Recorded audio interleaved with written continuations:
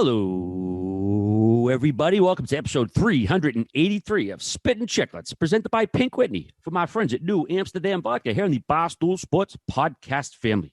It's officially crunch time. Just a few more days left in the season before the playoffs start. We had perhaps the craziest game of the night Sunday night. An Anaheim legend hangs up the skates for the last time. We might have a new most hated team in the NHL, and the hockey world lost the giant. But first, we're going to check in with the fellas, see what's shaking. Mikey Grinnelli, our producer. What's the word, brother?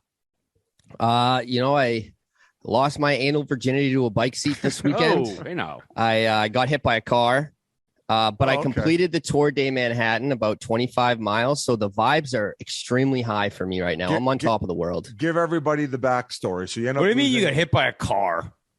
I got hit by a car. I had nothing to do with the anal. I was going to say the backstory of the bet before we get to him getting struck by a moving vehicle. So you ended up having a bet with Rudy, and then it was originally a little bit confusing in the sense if you thought you were going to be able to go on an electric bicycle around Manhattan. Yeah, so I've never taken a city bike before. So first off, the bet was that the loser of Denver and Michigan, I took Michigan, he took Denver, had to ride a city bike around the entire island of Manhattan. A city bike is not an easy bike to ride. I thought they have these e-bikes. I've never rid one before. I thought the e-bikes had like a throttle and like you just go, but it's pedal assist. So unfortunately for me, the pedal assist died, I'd say 90 seconds in. Oh, nice. So it wasn't a fun ride, but I did it. I completed it. And me and Rudy made a second bet off of it where he now has to spend 10 hours in the MoMA and he has to write a handwritten book report, 1,000 words on his experience of the MoMA. And what's the MoMA? The Museum of Modern Art in New York City. And he has to do that because I completed it in under 3 hours and 15 minutes. Incredible that's stuff. Pretty impressive. And you got struck by a vehicle and finished it. I got struck by a vehicle, which was actually the craziest thing ever because there was a police officer right there. And I'm like, oh, thank God there was a cop there. He just saw the whole thing. He's going to take my side. And this cop just starts berating me, just giving it to me. He's like, you were on the wrong side of the road. What the fuck do you think you're doing? Like, that is all your fault. Like, you are an idiot. And I'm like, dude, I like first I barked back because I'm like, there was a detour. I had to drive on this side of the road. The whole East Side River is closed down. And then the guy who hit me gets out of his car and says to the police officer, he's like, officer, relax. That was my fault. I hit the kid. He had to go. He had the crosswalk go.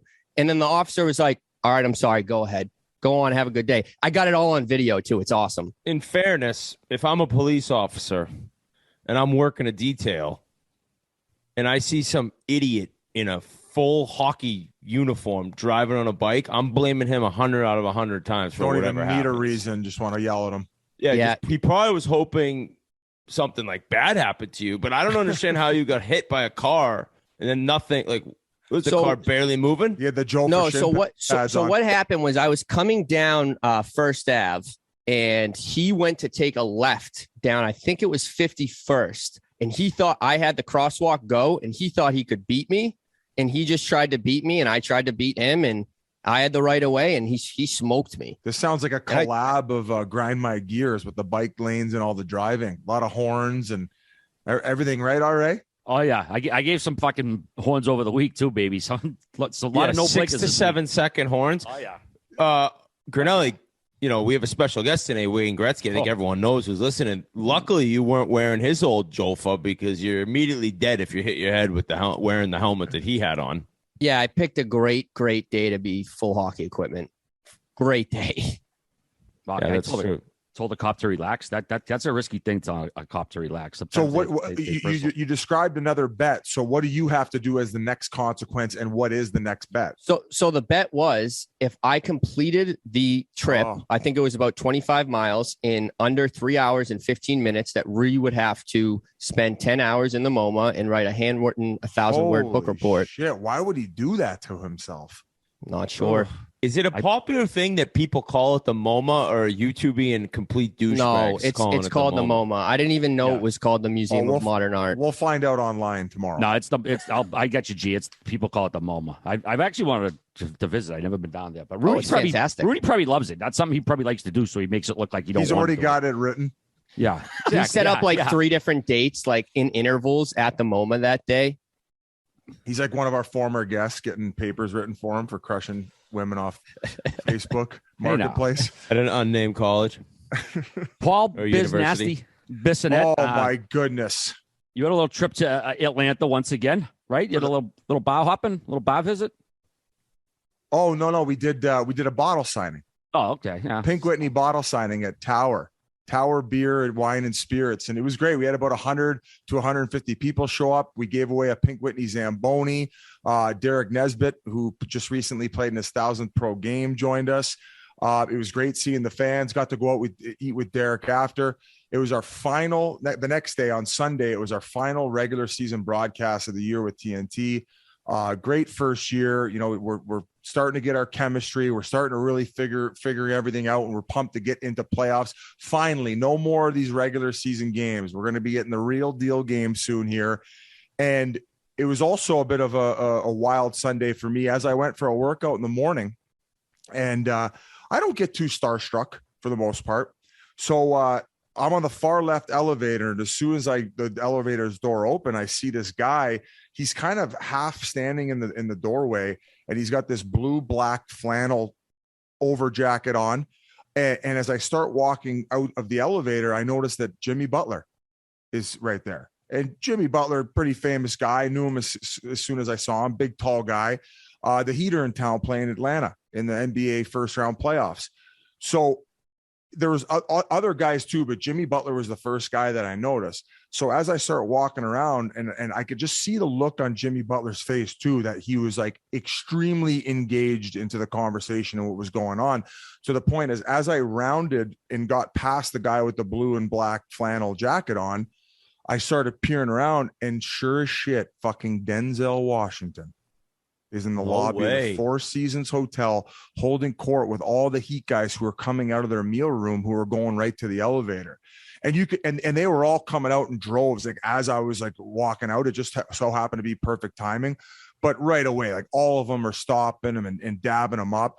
I was more shell shocked. So I kind of stopped at a little bit of a distance, but you could tell he was involved in conversation with Butler to a certain degree, where he ended up saying, he was there because his aunt, who was 100 years old, had passed away, unfortunately.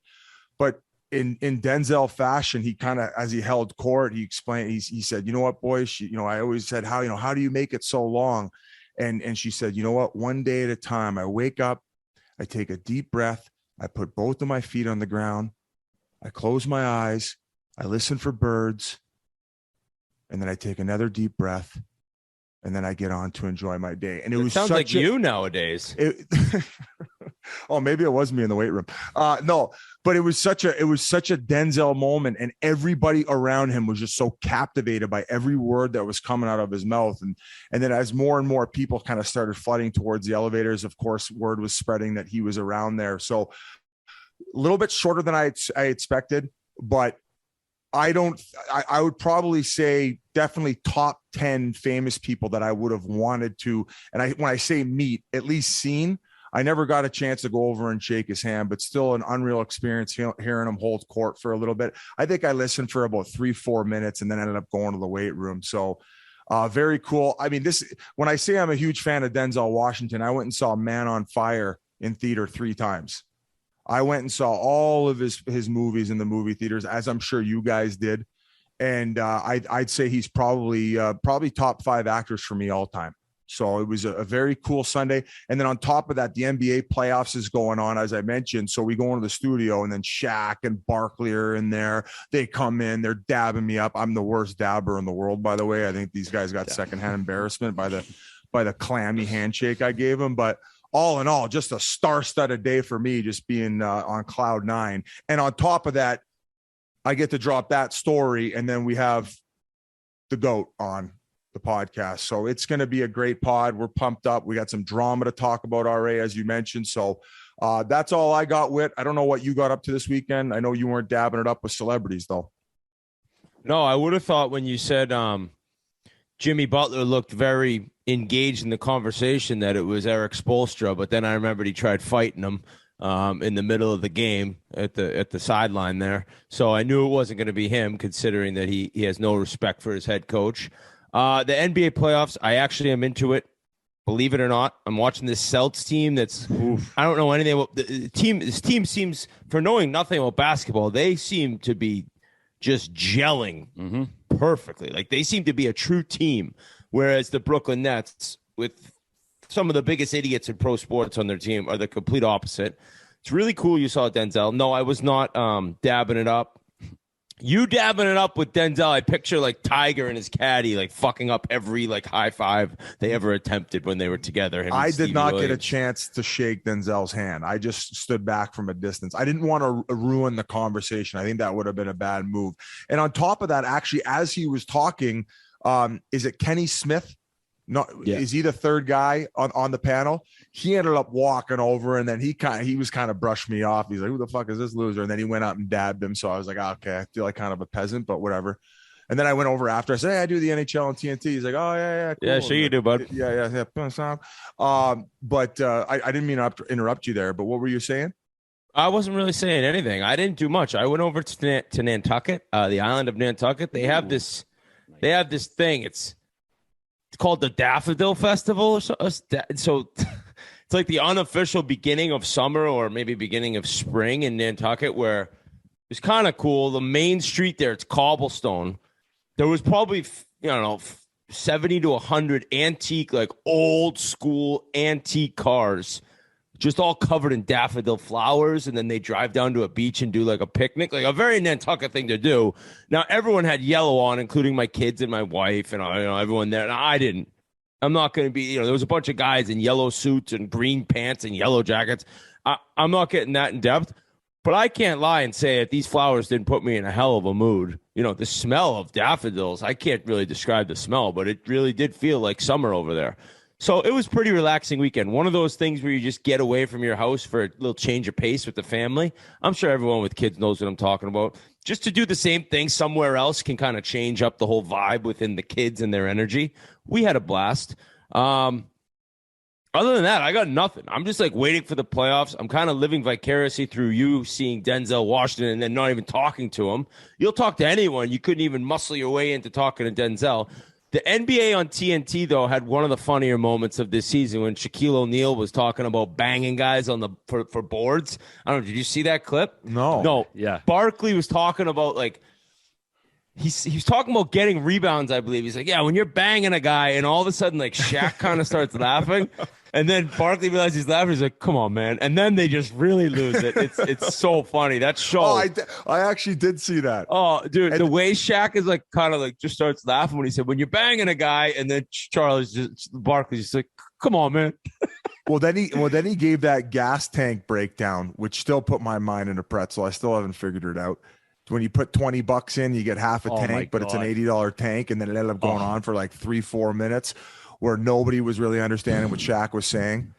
That clip is hilarious, Biz. Like he's trying to put people's minds in a pretzel, and it's like everyone's like, "Are you fucking crazy?" It lasted the whole 4-minute segment, all right. Yeah, and it still made no sense. Like he thought it made sense in his head, but it didn't at all. But Whit, I'm glad you're watching the Celtics, man. They are looking unreal right now. And as far as the Nets, yeah, they got Kyrie, who's a head case, KD, one of the best ever. But dude, Steve Nash never coached anyone before, never coached at all. He was a GM of a soccer team, and they brought him in. And you see why you might want to coach with experience, man. He's running these guys. He's leaving out there for 46 minutes. They're exhausted. They're not playing well. It's like the Celtics just run them through the fucking gym, and I love it, man. It's awesome. Up 3. Well, hopefully they sweep tonight. So Steve Nash is not doing a great job. Like, were they talking about that on the broadcast? I saw a clip of Kyrie saying earlier in the year, I didn't know Durant had a podcast. Apparently he's on it. And he's like, we don't even need a coach. Durant can coach. I can coach. Like, they're just idiots. They're just absolute egomaniac lunatics. And this Ben Simmons, this other clown, did you see his outfit on the bench? Oh, yeah, you think he'd want to fly a little bit more under the radar? Oh my God, I'd be trying to wear like black and gray just to fit in with the guys. And dressed he's got like a seat night. He had like Starsky and Hutch glasses on, and it was. I'm like, what is this guy doing? It's crazy to think that these guys, not even just him, all these players who are, I guess, not healthy scratches, but they're not playing. but they sit on the bench and they don't have to wear, like, just throw on a team jumpsuit or a suit. They look like complete clowns sitting there. Oh, the other best moment of the week was, I think it was in the NBA, was in Minnesota. I love this is an NBA podcast right now, sick league. These people are trying to like super glue themselves to the court. Have you seen these like activists? Oh, yeah. And the one girl dressed up like a ref, she tried jumping on, and like the security guard, unbelievable job. He's had his eyes on the horizon the whole time. Boom, grabbed her and tackled her, because who knows what those people are going to do. So wild chain of events for these activists trying to stop what have they games. Been protesting? What's been the main theme? Honestly, I think like oat milk or some shit. Like I think the owner of the Timberwolves, I think he owns like a chicken farm or something, and they obviously mass produce chickens and kill them for food, and whatever the method they do, that's what they keep protesting. So 3 times they've done it, but the last one was great, man. That security guard breakaway speed tackled her, and she had like the fake shirt. Yeah, people are fucking wackos, man. Just let us watch the fucking game. Well, one lady glued her hand to the court. That was the one of the incidences. The first one, yeah. And somebody also in soccer, they put one of those zip ties around their neck around the goalpost. Did they? Or maybe they should just have to be there the whole game. Taking balls on the goalpost. Yeah, that would actually be awesome. Okay, your punishment now is these guys are going to kick a soccer ball 75 miles an hour, and you can't move because you've zip-locked your neck to the post. And then after the game, we'll have every fan come by and give you a slap on the face. All 75,000. What's the 5 fingers say to the face? Slap. Boom. I played the fifth. All right. What did you get up to this weekend? You had to be up to something other than maybe watching hockey? Yeah, very quiet weekend again, man. I watched a lot of hockey, watched some hoops, just took it easy. I think I had 1 beer all weekend, just relaxed, did some work. And yeah, I had just a quiet weekend, man. Didn't get at it. Just kind of resting up. We got the playoffs coming. We're going to be doing the live streams. I need to have my energy level at peak performance when we get to New York. So I'm trying to save myself. Yeah. I haven't I love how on the off weekends he has 1 beer, but then when we're doing the live streams, he has 35. I feel like he's like a Tesla. He's just got to recharge. Just trying to keep the sponsors happy, boys, Hey, 3-week recharge for RA the Tesla. What do you got, Grinnelli? I was going to say, all right, it's good that you're saving your energy, because we are going to 2 episodes a week for the first couple weeks of playoffs, the week of May 9th, week of May 16th, and the week of May 23rd. We will be putting out 2 episodes those weeks. Oh, my. All the people who tweet, why are you doing 2 pods a week? Listen, we need our own lives. Okay. Witt's got kids. RA's got to recharge. I got Daffodil Festivals. None that I know of. But we are listen, I'm on board with this. Everyone's, why don't you do 2 episodes a week? Because I don't want to. I'm not a 2 episode a week guy. We talk about hockey pretty much. There's not that much going on. But when it comes to playoffs and the first 3 weeks of playoffs, we can't. Last year, we kind of learned we can't cover everything in 1 week. Right? 1 episode a week once playoff begins. So we're going to be recording Sunday nights and Wednesday nights, and we'll be dropping to you on Mondays and Thursdays for the first 3 weeks of playoffs. So you get 6 episodes instead of 3 in those 3 weeks, and it'll be pretty cool because we'll be able to really dive in depth with all these games. I don't know if every episode will have an interview. 1 a week definitely will, but we're going to at least be able to really dive into like what's happened in those 3 days, as opposed to wrapping up everything that's happened in the week when playoff stories are just never ending, it seems. It's going to be one of those things. After the first 2 nights of playoffs, there's going to be 5 major things we got to talk about. So yeah. I'm super fired up for the playoffs, and I'm super excited to actually do 2 a week when we have this much stuff going on. So I hope the fans enjoy that. I think it's a nice little step by us. Hey, and I was going to bring up with that next weekend you're going on the trash bucket. Southern Swing. Yeah, Team Trash. I'm a member of Team Trash with Fairway Falls. Check them out on Instagram. We're looking for a 3-peat. So we're going down to the Pinehurst area. We're actually not playing Pinehurst. All the courses are booked. But we're playing Mid Pines twice. We're playing Pine Needles twice. And we're playing Southern Pines once. All beautiful courses. I haven't played Southern Pines, but it's one of those things where there's 45 total points available.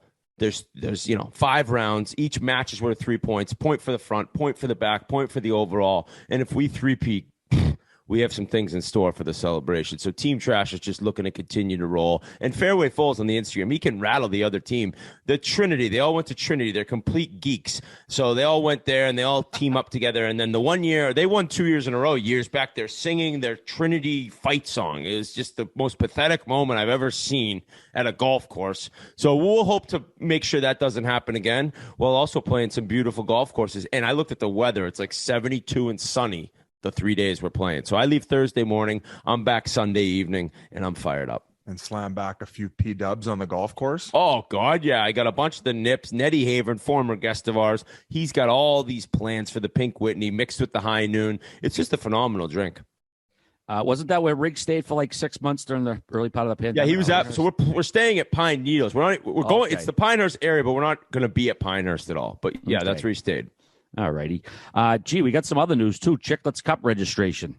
Let the people know.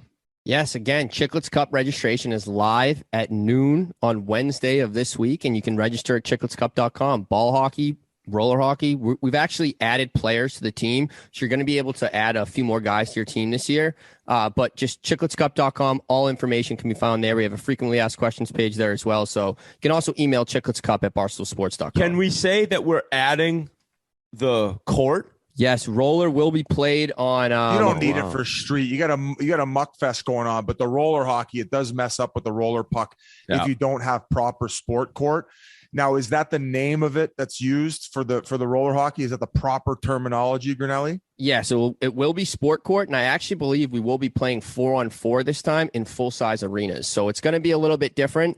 It's actually a really cool setup. There's going to be a balcony. You're going to be able to watch the games. There's going to be bars. We have golf simulators lined up. We have so many cool things planned for this Chiclets Cup. I can't wait. Wow, golf. So you could maybe do like a mini 1-hole, 2-hole Sandbagger against Whit for a Pink Whitney shot. Teal. I'm not sucking up either just because we're heading to Buffalo and I'm excited because that's not far from my hometown. But I tell you what, this Buffalo Sabres team right now, holy shit, are they on a bit of a run towards the end of the season. So sticks taps to you guys. I know we've been in a bit of a riff. I'm going to slow it down because in fact, like I've never been embarrassed so much online in my life. I got, have you seen some of these memes people are sending at me? Like, you see the one where I'm at the TNT I just see you cowering to the city of Buffalo right now, and I just love it. I just see you. I'm not cowering. Wimping out and just saying, no mas, Buffalo, no mas, waving the white flag. The Arizona Coyotes constantly have to wave to not get the score run up on them. But what?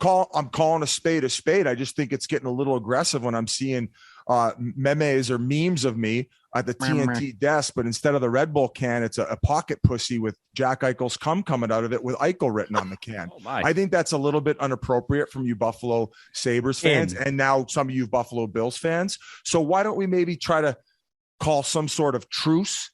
Keep it classy. But I'm still coming into Buffalo to win that ball hockey tournament. I'm going to come in there with some security just in case some of you people take it a little too far, just like the guy or people, it might not even be just one person, just like the people posting these ridiculous memes of me. Memes. Do you think there's a guy in Buffalo right now who's like the dude in Billy Madison just crossing your name off a list because you just apologized the way Billy called him and said sorry for bullying you in high school? Well, so yes, I would short answer yes. Jeff, my business partner, got a very vulgar email from one of them, found his email somehow and sent a vulgar email towards him with a nice little caption there. But I would definitely say that one of the thousands of Buffalo Bills and Sabres fans, after maybe I brought it a little bit overboard, have reciprocated with that energy. So like I said, let's keep it classy moving forward here. I'm not going to say I'm going to take a shit on Chippewa Street anymore. And in fact, I'm going to go even one further and congratulate you guys on all your success after the Jack Eichel trade, because you've been one of the hottest teams in the league. And I'm sure you're very proud of that group of guys. And on top of that, you get Owen Power. We talked about him last week. He comes in, he scores his first NHL goal. Things are on the up and up for Buffalo. And there's no one happier than me for that. And I'm sorry that I had to be the bad guy and awaken the fan base at some point, Grinnelli. Biz, I think that you should let Pinto Ron douse you in ketchup and mustard at the Chiclets Cup. He's the guy at every Buffalo Bills game that just gets doused in ketchup, mustard, relish, all that. I think you should let him do that to you at the Chiclets Cup, just because you've said some pretty fucked up stuff to the people of Buffalo. They didn't deserve any of that. I don't think that would do it. Now, if this guy, whoever you're saying, this Pinto guy can't do it, maybe I'll give RA the honors. He can get back at me for all the chirps I've thrown out at the pod over the years. But I think that the only way I'd be willing to give that up, considering I have so many live bets going on right now, like I have to shave my head if Calgary does not advance farther than Edmonton. Let's say if I just the top. So you got to keep the sides. Let's say if I don't win a division at Chiclets Cup, and some of you Buffalo kids want to sign up and take a swing at the title, feel free to come by. And if I don't win, I'll allow either this guy or RA, or maybe even the team that beats us, to douse me with ketchup and mustard, much like they're doing with Bills Mafia every week at Buffalo Bills games. I would rather play in the Quebec Senior League next year and have to fight George Larocque and Peter Worrell every game that get doused in ketchup and mustard by Pinto Ron. Really? Pinto. That sounds so disgusting. I don't even like mustard. Degrading? I like honey mustard. Does it sound degrading to you? It just sounds gross. Like just washing it off and tasting it. It just sounds so disgusting. Better than mayonnaise. Oh, I was just saying mayo fucking vile. Mayo's disgusting. Gang, you were thinking of that. One of you guys just mentioned the Sandbagger. We didn't even say that. We dropped the last one Wednesday. You guys want to get into the Sandbagger for a bit or what? Yeah, a hilarious kind of event for us. Joe Watson is one of the best guys ever. I think anyone who's watched it, they're now looking forward to when we interview Joe. Joe has told us he wants to do it in person, so we're going to make that happen. I don't really know when. He was hoping we could end up in, I think, Vancouver this summer, which I don't think I'm going to be able to make. Smithers. For one of his events. But just a hilarious guy. And then Fridge is so funny on camera. He was getting super frustrated with you and I shit talking him, Biz. And we had a big lead. I think on the seventh hole, you said this is going to be the easiest Sandbagger win of all time. We won one up on 18. We got clawed, and I three putted from, I think, 4 feet on 16 to keep the match going. Then we lost 17. So it's a great Sandbagger. Check it out. I really enjoyed doing that one because of how funny Joe Watson was and how ridiculous Fridge can act. So we want to thank them once again. And please, if you haven't checked it out, go to our YouTube, subscribe to the YouTube channel, and then watch the video and leave a comment. Let us know what we could do to improve maybe the next Sandbagger. We got to get a few of those filmed probably in June and July to get some more in the bank to then drop them later on. We ended up having to cut it for whatever reason. We don't need to get into details, but I'm pretty sure that Joe Watson sent that guy over on hole 3 to hit me with that big bowl that I ended up smoking. That might have been my worst Sandbagger. I was not a very good teammate, but considering I carried the last 2, let's just call it a wash wit. And we've won 3 in a row. We have won 3 in a row. We are a wagon right now. I think we lost 4 in a row. Was it 3 or 4? And by the way, I think we lost 2 in a row. I don't remember exactly. People are like, "Oh, those guys aren't good at golf." It's like, sorry, dude. It was entertaining. It was funny. They're good people. Sorry, we don't have a bunch of sticks to play against every time. I mean, I don't understand how people actually don't enjoy seeing bad golf once in a while. That's how 95% of the people who play golf play anyways. So it doesn't really matter how good the golfer is or was or whatever if we're getting some decent content and funny moments out of it. So shut the fuck up. And if Todd Fedoruk to our YouTube channel. If Todd Fedoruk wasn't putting with a wood canoe, I think he would have been a good golfer. He made me look like Ben Crenshaw putting. He couldn't putt for shit. I don't know who that is, but I'm assuming it's a very gentle good putter. Ben. He won the Masters twice. Yeah. Many people consider him one of the greatest putters of all time. Old school guy. Very old school guy. All right, we'll get to the hockey in one sec, but the best playoffs in sports are less than a week away. Spring weather is here, and all those fun, warm weather events are going to be flooding in soon. So you're going to want to make sure you're stocked up on the old Pink Whitney because this is the fun season, and you don't want to be caught empty-handed. If you're a pub person, then stop by your favorite local to enjoy it as a chilled shot or top it off with a little club soda. However you take it, enjoy the 5 times distilled vodka infused with fresh pink lemonade flavor. The old Pink Whitney. Get some of that stuff. All right, just to hop in too, they're going to be doing a ton of giveaways on the Pink Whitney Instagram account all summer long. We're doing a Wednesday giveaway. So if you follow the Pink Whitney Instagram account, you're going to see the rules as to how you can win. Obviously, you got to be following the account, but we have all these packages, whether it's like a cooler package for the beach, whether it's to go to the golf course, whether it's to, do you know any of the other packages? Grinnelli, off the top of your head? I mean, merchandise. There's all these different things that will just enhance your summer from a drinking perspective. And hopefully another Zamboni to give away, because those things are classy. All right, let's move to the hockey. We're just waiting on the last couple of Western Conference playoff teams that have still yet to be decided. And late Sunday night, one of those teams chasing a spot took part in what I would say the craziest game of the year because of the stakes that were involved. Vegas was cruising along, 4-2 lead over San Jose late in the third period, under 3 minutes left.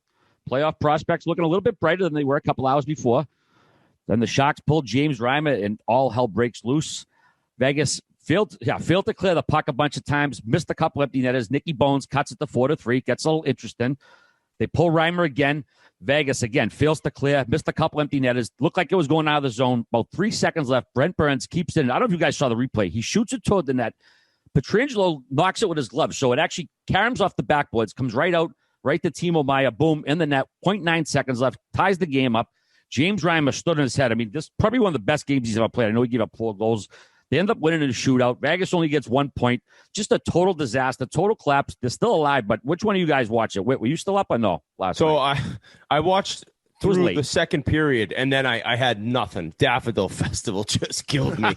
So I had nothing left in the tank. But I was like, they're gonna get the job done. The Sharks are weak, but I will say through 2, the Sharks were playing hard. The Sharks had a lot to give. And then when I woke up and saw that they lost, first I checked my phone and I'm like, no way they blew that game. And I didn't even realize that they had it up to 2-goal lead with like 2 minutes left or whatever. But Meier, his celebration, you could tell him, he skated right to the bench. I think he flexed a little bit on how excited he was and how hard that team was playing. And then, like I mentioned last week, how many people hate Vegas around the league. Meier mentioned after the game how many buddies he had across the NHL texting him, great job. Like everyone Gary Batman texted him. Gary Batman, sorry. It's Gary Batman. Yeah, exactly. So I think that Meier showed, I mean, obviously San Jose, at that point in the season, it's one of those things where you kind of look, hey, let's play the spoiler here. You look for some sort of motivation. And I mean, they went into that game looking to pretty much ruin Vegas's year. I don't know if they did quite yet. Like they're still alive technically, but that pretty much did put the dagger in them. I mean, I looked at the scenarios and what has to happen with Dallas and LA and Nashville and what they'd have to do to really blow the spot while Vegas still having to go 3-0. I just couldn't believe it. What an absolute chaotic season in Vegas, and nothing explains it better than the last week with Robin Lehner and this situation with the goaltending. Because you look at what's happened and you look at DeBoer's comments and then Leonard, reporters coming out that he's getting season-ending surgery, and then all of a sudden he's backing up. And people say, well, he didn't play, he didn't start the game. Backing up is you're playing the game. If the goalie gets hurt in the first shift of the game, you're in. So it was just a wild week. And you can kind of go into what happened last Monday, a week and a day ago as you're listening when they lost to Jersey. Yeah, it's been chaotic as far as like what the fans have known and what's been reported. I mean, Emily Kaplan came out 3 days ago that it was reported by Robin Lehner's agent that he was going to get season-ending surgery. Then you got DeBoer saying that, like, no, he's walking around the locker room, seems like happy-go-lucky, ready to go. Well-rested, I think he said. Well-rested. And then on top of that, RA, he gets to start and he lets up 1 goal. And after the first period, I think Peter DeBoer's comment after the game was, I don't know, the guys looked rattled, so I just switched it up. And then clearly that probably didn't sit well. And then all the chaos ensues. And I'll let you read off what you got, RA. And I hope I didn't step on your toes too much. No, that's all right. Going back to the Jersey game. Yeah, they lost 3-2 to Jersey, one of the worst teams in the league. Which is pathetic. And DeBoer said, quote, this time of year, you're looking for your guy to be better than the guy at the other end. And that wasn't the case tonight. I'm not even sure either goal was a real good chance that they scored on. I mean, I don't know if it's throwing a guy under a bus or just being honest, but those are very pointed comments from your coach. The one goal did look like his controller broke. Did you guys see that one? It was a bit odd where it didn't even see it come off the guy's stick. It seemed like. I'm sorry. Am I missing something? What was that? What game did he get pulled after 1 goal? Was that Washington? Yeah, that was the next game because it all started with the Jersey game. Because okay, I'm sorry. Then I misspoke earlier. I apologize. No problem. That's when DeBoer first started kind of dumping on him, and he said about Thompson, I think he's the one guy there that has been there and given us what he could. It's kind of like a shot, not only at Lena, but Brassard and whoever else played for them. So then Wednesday, DeBoer starts Lena. He pulls him after the first period. He gave up 1 goal on 13 shots, and it wasn't like a total dud. He didn't like play bad enough to get pulled. Anyways, he goes back to Thompson, and like you said, Biz, because we pay him to play these games. Now, if I'm Lehner, I'm like, wait a minute, Pete, you don't pay me. The same guys who pay me pay you. No, you know fuck, what I mean? That's not what he means. No. I don't know. He's speaking for the organization. The head coach is the mouthpiece for the organization. Is it fair if he to says say they pay him, Biz? If he says they pay him, it doesn't make sense. No, I get it. I think what RA's saying is over all the comments, and sometimes it's hard because you're reading them on Twitter. I'm not reading the post-game press or watching the post-game press conferences, excuse me. But if you took the full body of work over the last few weeks of the comments, RA, you're essentially insinuating that there were shots fired, not the way things that would definitely not calm things down. Exactly, yeah. And I mean, it's not so much that we just bringing the salary up. I guess it's just kind of unusual to even, mention the pay. I guess I don't know. Maybe you don't think it's weird. I just thought it was weird to even mention the pay. And then he said, yeah, he's healthy, he's fresh, he's got a lot of energy, and we need him at this point of the year. And then, like you said, Friday, Emily Kaplan and Jesse Granger both come out and said he's getting season-ending surgery. He hurt his knee March 8th versus Philly, gave it all he could, but the body finally gave out. Then DeBoer's like, those reports aren't accurate. To my knowledge, it was a maintenance day. I expect him at practice tomorrow. I expect him to rest Sunday. Then on Saturday, the team released a statement, which is unusual for a team to release a statement to say a guy's not going to be practicing, taking a maintenance day. And then Sunday, he backed up Thompson. So that was that. And then today, Mikey just sent me the tweet. He's getting surgery. So they are closing him down. So it's just been this whole clusterfuck. I mean, the other day he wasn't getting it. Now he is getting it. I don't know, man. You wonder what's going on, especially after they already gave away Marc-Andre Fleury. They just got rid of his salary. They didn't even get anything back for him. They stuck at Lena, and then they just kind of fucking with Lena here. So on Thursday, he told the team he's getting shoulder surgery, and the doctor looked at him and agreed that that's what should happen, right? On Saturday. Then the team said, can you just push this back a day and back up Sunday because of cap implications or something, cap citations? I don't really know exactly what that meant or if I'm even wording it right. But it's when I say chaos, there's no better description for not just the season, but the goaltending situation. And now, so what I read and what I can tell is the Vegas fans hate DeBoer and they hate Leonard. It's like, I think they look at the fact that a lot of them still think Gallant was completely unfairly let go. And maybe it was unfair the way it happened, but DeBoer's had some success there. And then they look at the goaltender, they probably would have rather have kept Fleury than Leonard. Now, the issue being Leonard's got 3 more years at $5 million. And I think if you really dislike him as a Vegas fan because of kind of the antics, and I shouldn't even say antics, but there seems to always be something going on with Robin Leonard, right? I mean, he doesn't seem like somebody as quiet as Marc-Andre Fleury in terms of going about his business. Do you guys know what I'm saying when I say that? I just think sometimes if like something's not to your liking, certain guys certainly hold it in a lot better than others. He doesn't. And he doesn't. He voices his opinion, which is fine. But ultimately, if it happens over time enough, there's a lot of tension that does build, and it seems like you mentioned maybe some frustration towards Leonard from the fan base and also DeBoer. There's also friction, but it seems between them. It seems big time. It seems, and once again, guys, like we're just going off of snippets and stuff, and kind of the feel out process. Like I'm not one to dig and ask like questions behind the scenes. I'm not an insider, but it's just been absolute chaos. And I think that from a league standpoint, and you already mentioned it easily, and RAU as well. The consensus is this is the most hated team, and they've only been in existence the last 3-4 years. So I would say the impressive Leafs stuff. are hated a little bit more. Oh yeah, yeah. I don't know, man. You think so? Maybe this year it's close. People are getting sick of Vegas, but people hate the Leafs. I was going to say about Leonard though. He has been injured all year pretty much. So in terms of worrying about the actual goaltending and his numbers since he came back from injury, which have been pretty bad, I mean, he's been battling through injury. So he's able to go and he's getting this shoulder surgery. And next year, I mean, you're going to get a healthy Robin Leonard, hopefully as long as surgery goes okay. So I wouldn't really worry about the type of goaltender he is. Although I do look at Leonard and I kind of think of a goalie who is a great tandem goalie, right? And not necessarily like a true number one who's carrying the load. Like Shesterkin is the number one. Georgiev is a great backup. Whereas in Boston, say, I'm just thinking of teams with two goalies, right? You have Swayman, you have Allmark. Minnesota right now has Fleury. They have Talbot. I think of Leonard as one of those goalies. Do you know what I mean? You forgot Toronto with Colgren and Campbell. Well, I don't think you guys have a clue what's going on in Toronto. And that, I mean, I wouldn't even consider that on a level of other teams' goaltendings, like I mentioned. Okay. Fair enough. Yeah. Okay, cool.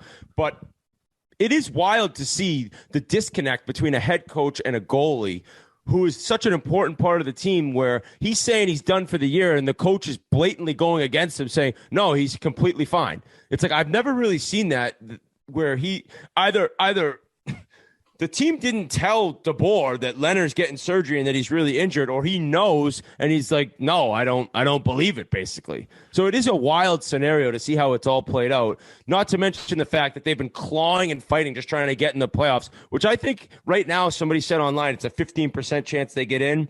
It would take a miracle for them to get in at this point. Well, everybody's listening to this on Tuesday. Biggest game of the year between both teams. Tonight. If Dallas wins, pretty much solidifies the fact that they're going to get the 8th seed and then lose 4 straight to Colorado.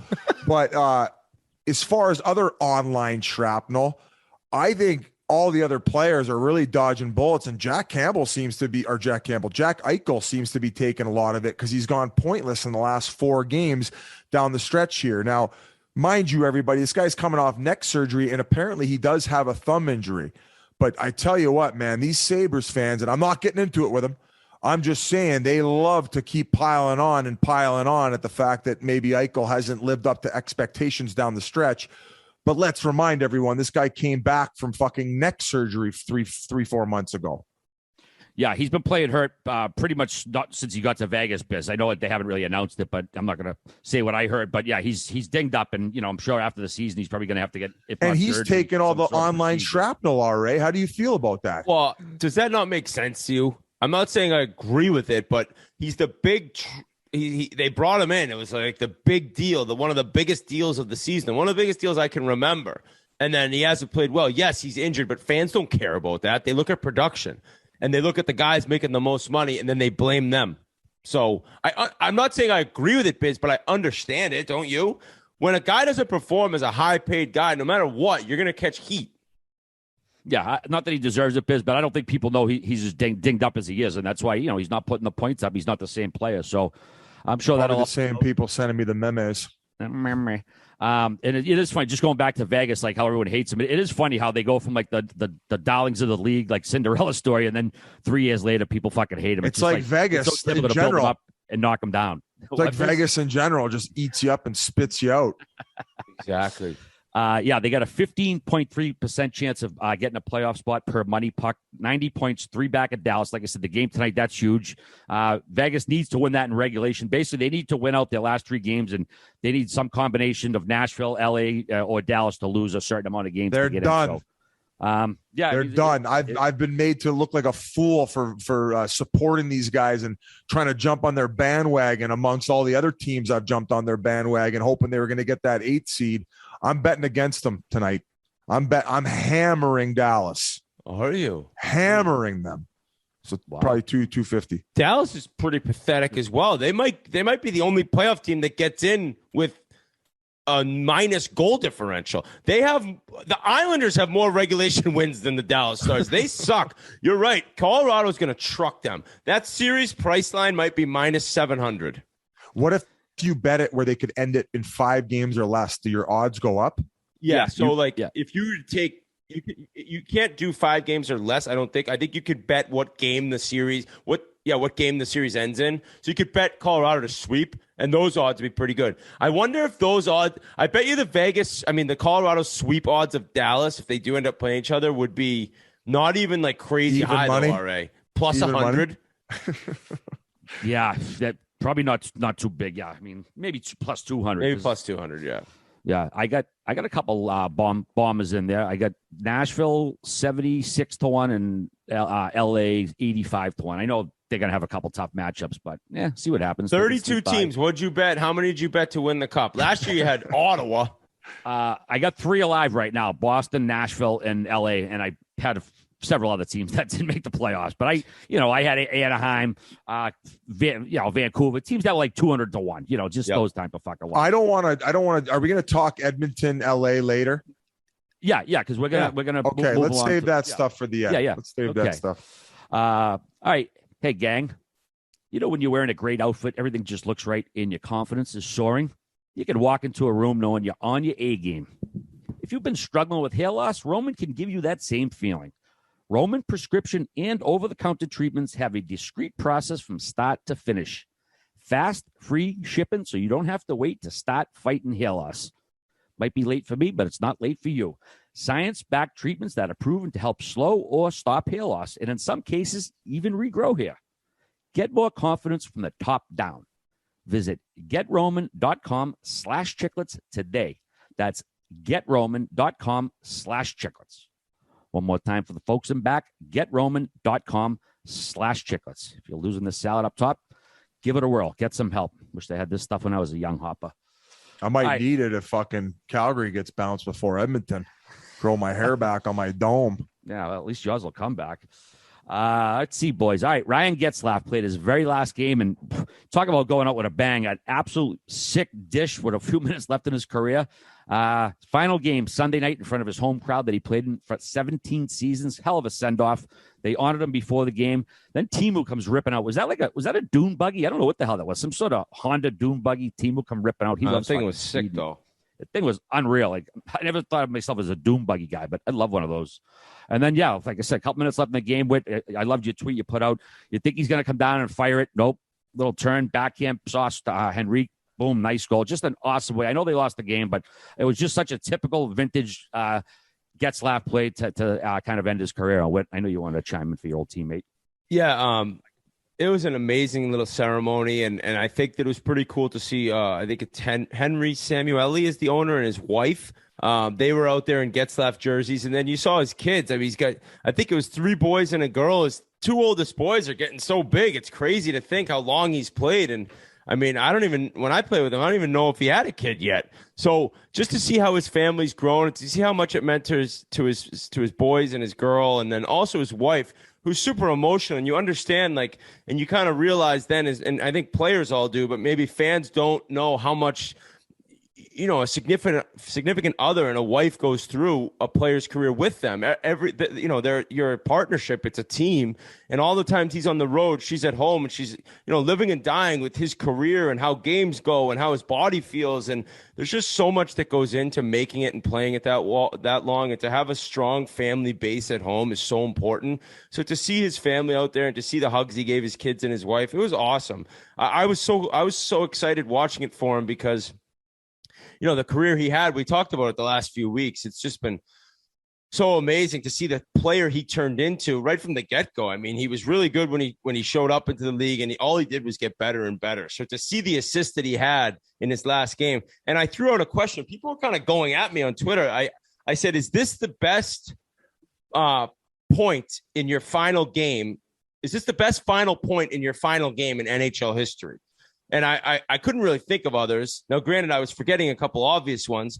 Immediately, Vancouver Canucks and their loser fan base started saying, "Oh, the Sedins." I was there for it. Yeah, I forgot about that. That was awesome. I don't remember who scored, but the other Sedin assisted in overtime. No doubt. They won the game, so that's probably a little cooler. I do think Getzlaff's pass was probably a better play than the goal. Oh, great. Here we go. Well, it was. I mean, it was a slap shot from the top of the circle. I mean, it was a nice shot. But bring out the tiki torches, Canucks fans. The fake shot behind the back pass for a tap-in was beautiful. Another one mentioned to me, Lanny McDonald scored in the cup clinching game in his final game ever. So that's probably the sickest one. Your final game, you win the cup and you get a goal. Yeah, I believe at the Forum too. How Mike Vernon, we just interviewed Mike Vernon, little giveaway to everyone. We got him coming on in the next few weeks. Awesome interview. He mentioned, I think they were the only team to ever win the Stanley Cup in the Montreal Forum.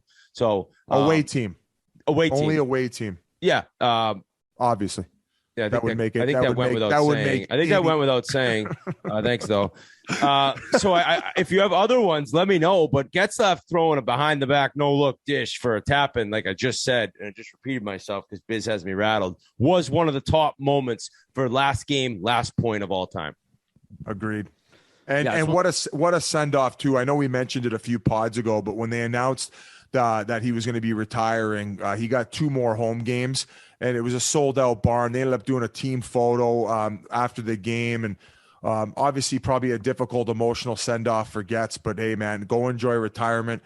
Hell of a career, unbelievable guy, so well liked by his teammates and guys from other teams, and a very well respected individual who I'd imagine be getting a call from the Hall of Fame at some point. All right. Yeah, I wrote that in the outline. Next stop should be Toronto. But earlier in the week too, Biz, when they played in L.A., those guys hate each other, arch rivals, Anaheim, L.A., and they gave him a hell of a tribute too. They actually gave him a video tribute, a nice applause, and all the Kings come over, dapped him up at the end of the game. We've been seeing that with retiring refs a lot, but just real nice. These guys, they're warriors. They battle against each other, and then especially that game, they were killing each other at the end of the game, and 30 seconds later, they're all dapping them up and saying bye and congratulate them. So some nice scenes. I know we've been talking about Getzlaff a lot, but he's a great player, Hall of Famer, so he deserves everything we say. Like I said, it's like Jackie Moon and the Tropic Thunder, RA, when they're just going at it, and then all of a sudden the TV timeout stops, and they're all like back to being buddies and stuff. Little taxi cab confession for you, Paul. I never saw semi-pro. Ooh, okay. Yeah, okay. How do you call yourself such a movie guy and then not watch a movie like that? Well, you're a bit of a movie snob, aren't you, RA? Yeah. Oh, yeah, I mean, big I don't, time. I He mean, wasn't in it, so he can't watch it. I don't think. I mean, semi-pro. It has like its fans, but I mean, is it even a top? It's not a top 5 Will Ferrell movie. It might be top 10 only because he doesn't have a ton. Yeah, I know, but just how many movies you watch, and you've probably watched some of the same movies 100. Would you say you've seen certain movies 100 times? Possibly. I mean, something like Star Wars, a Slapshot, maybe. I mean, I've been watching for 40 years. So just mix in a semi-pro. I think you'd really like it. We got to get a semi-pro RA movie review by at least a month from now. Okay. Know what it is? What I think I kind of like. I loved Ferrell on SNL, but I think he was making so many things. I think I just wasn't laughing at him anymore. So when semi-pro came out, I was kind of like maybe a little bit Will Ferrelled out. Even though I'm a fan, I like him. I don't know. I didn't run out to see it. He went on a massive run. He had Old School. He had Kicking and Screaming. He had Semi-Pro. Any other ones, Grinnelli? You got Step Brothers. He had Step Brothers as well. Wow. So funny. What about that one, RA? I saw it. I don't think I like it as much as other people. Wow. I watched it. It just didn't hit me like other people. Even Anchorman. I saw Anchorman at the show.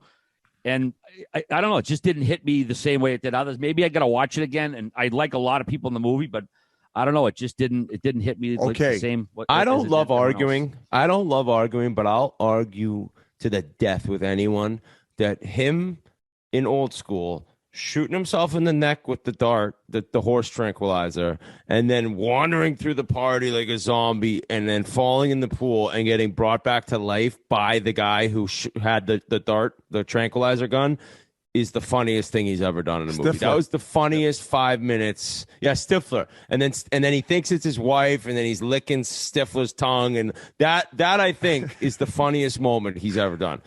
You got a fucking dart in your neck. How big of a smoke is the girl in the back seat of when they pull up when he's doing streaking downtown? I always wondered. She was never in anything else so tan, so beautiful. Yeah, and then they did the blowjob class. And then she's the one. Yeah, she's the one who was like, a little cold out there, Frank, huh? Yeah, he's Old School. He's awesome. And that's probably my favorite Will Ferrell movie. There is another one coming out with him and Steve Carell. No, or not Steve. Really? Is it Steve Carell? Or maybe it's Paul Rudd. And it's more of a serious tone, RA. Have you seen the trailer for it? No, I haven't. I'll have to get it to you. Yeah. I can't think of it off the top of my head. Maybe Grinnelli could check it out while we transition subjects here, because we got RA, not to pump your tires, but winning time is getting good. It's getting good. The first episode was by far and away the weakest episode, and now I've watched 5 episodes, and I'm like, there's still some big time goofiness to the show, but it is interesting, and I'm all in. So, RA, credit to you to tell me to keep going on that.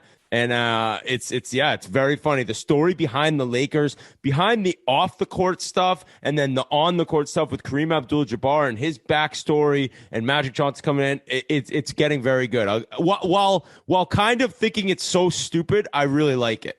Are they just crushing tons of broads in it? So there's been one episode where Magic just went to it wasn't a brothel. It was I don't know what it was. And yeah, he's going nuts. But the women really haven't become that big of a storyline yet. But the season just began, Magic's rookie year in the episode I watched. So I imagine that it gets pretty hectic in terms of the vagina flying around for the LA Lakers in the early 80s. Good to know. What do you got? Liz, I think the show you were looking for is called The Shrink Next Door with Will Ferrell and Paul Rudd. It's a bit more serious. Yeah, it looks like a serious tone already. So you got a lot of Will Ferrell to catch up on. Yeah, wait, I'm glad you stuck with it and you're enjoying it because it's not so much about the basketball. It's almost like you don't have to like soccer to like Ted Lasso. You don't have to like basketball to like the Lakers show. It's just very entertaining. And dude, imagine being Magic, dude, in the '80s, LA, being the most popular guy there, most famous guy. All the ass, man. Oh, my God. All right. Jeez, right all right. Settle down, buddy. All right, dude. So I actually, speaking of LA biz, you know what? I think we should probably send it over to Wayne Gretzky right about now. I mean, let's do it. We've kept the people waiting long enough. Absolutely. So, but first, we want to let you know that this interview is brought to you by Game Time. Game Time is the new exclusive ticketing partner of Barstool Sports. They're the only ticketing company that Barstool Sports uses to buy tickets. Created by fans for fans, Game Time is a new ticketing app that makes it easier than ever to score last-minute ticket deals on sports, concerts, and shows, and they guarantee the lowest price. They cracked the code on how to score deals at last-minute tickets. Our listeners love Game Time because every week I'm getting tagged on social media. All right, I got tickets for this game, for that game, unreal deals. I know Grinnelli got hooked up with the Bruins tickets last week, so once the playoff starts, I'm going to be all over Game Time. You ever dreamed of sitting behind the glass? Well, it's possible with Game Time. Get those last-minute tickets for the nice low price. Whatever the market is, boom, you're going to get hooked up. And the last-minute price drops can be found on the seats you thought you could never buy. The purchase process takes just 2 taps in 10 seconds. And once you buy your tickets, they're delivered directly to your phone. No printer needed. The app also allows you to easily share tickets with friends via text so you can get into the game seamlessly. Skip the hassle and enjoy the moment. The best part, you get $20 off your first purchase. So download the Game Time app, go to the account tab to create a login, and redeem code Chiclets for $20 off your first purchase. Terms apply. And now, enjoy the great one, number 99, Mr. Wayne Gretzky. Guys, we did it. We got the white whale. We got him. We tied him down. We have him hostage here at the Four Seasons in our room. But on a serious note, Wayne, you're so generous with your time. It's been a pleasure working with you at TNT. Yeah. And obviously, I also got to thank these guys because without the Spittin Chiclets podcast, I probably don't even get the chance to get to meet you and now work with you. Folks, the great one. And normally we start out, Wayne, by listing all the accomplishments, but I think that would waste about half of our time here. We get to we only got an hour. We'll miss our flights home. The way it's going will be one less in about a year and a half. We can revisit it. So thank you so much for joining us. And the way we do it here on the Spittin Chiclets podcast is we usually start out all the way at the beginning and how this wonderful career of yours started out and came to be. Oh my gosh. Well, first of all, it's a pleasure to be here. I'm not great in social media. I'm just sort of finding my way, but my kids have been watching you guys forever, so that's all I hear at home is the Spittin Chiclets. So from their point of view, this is a great honor for all of us to be part of it, so I'm excited.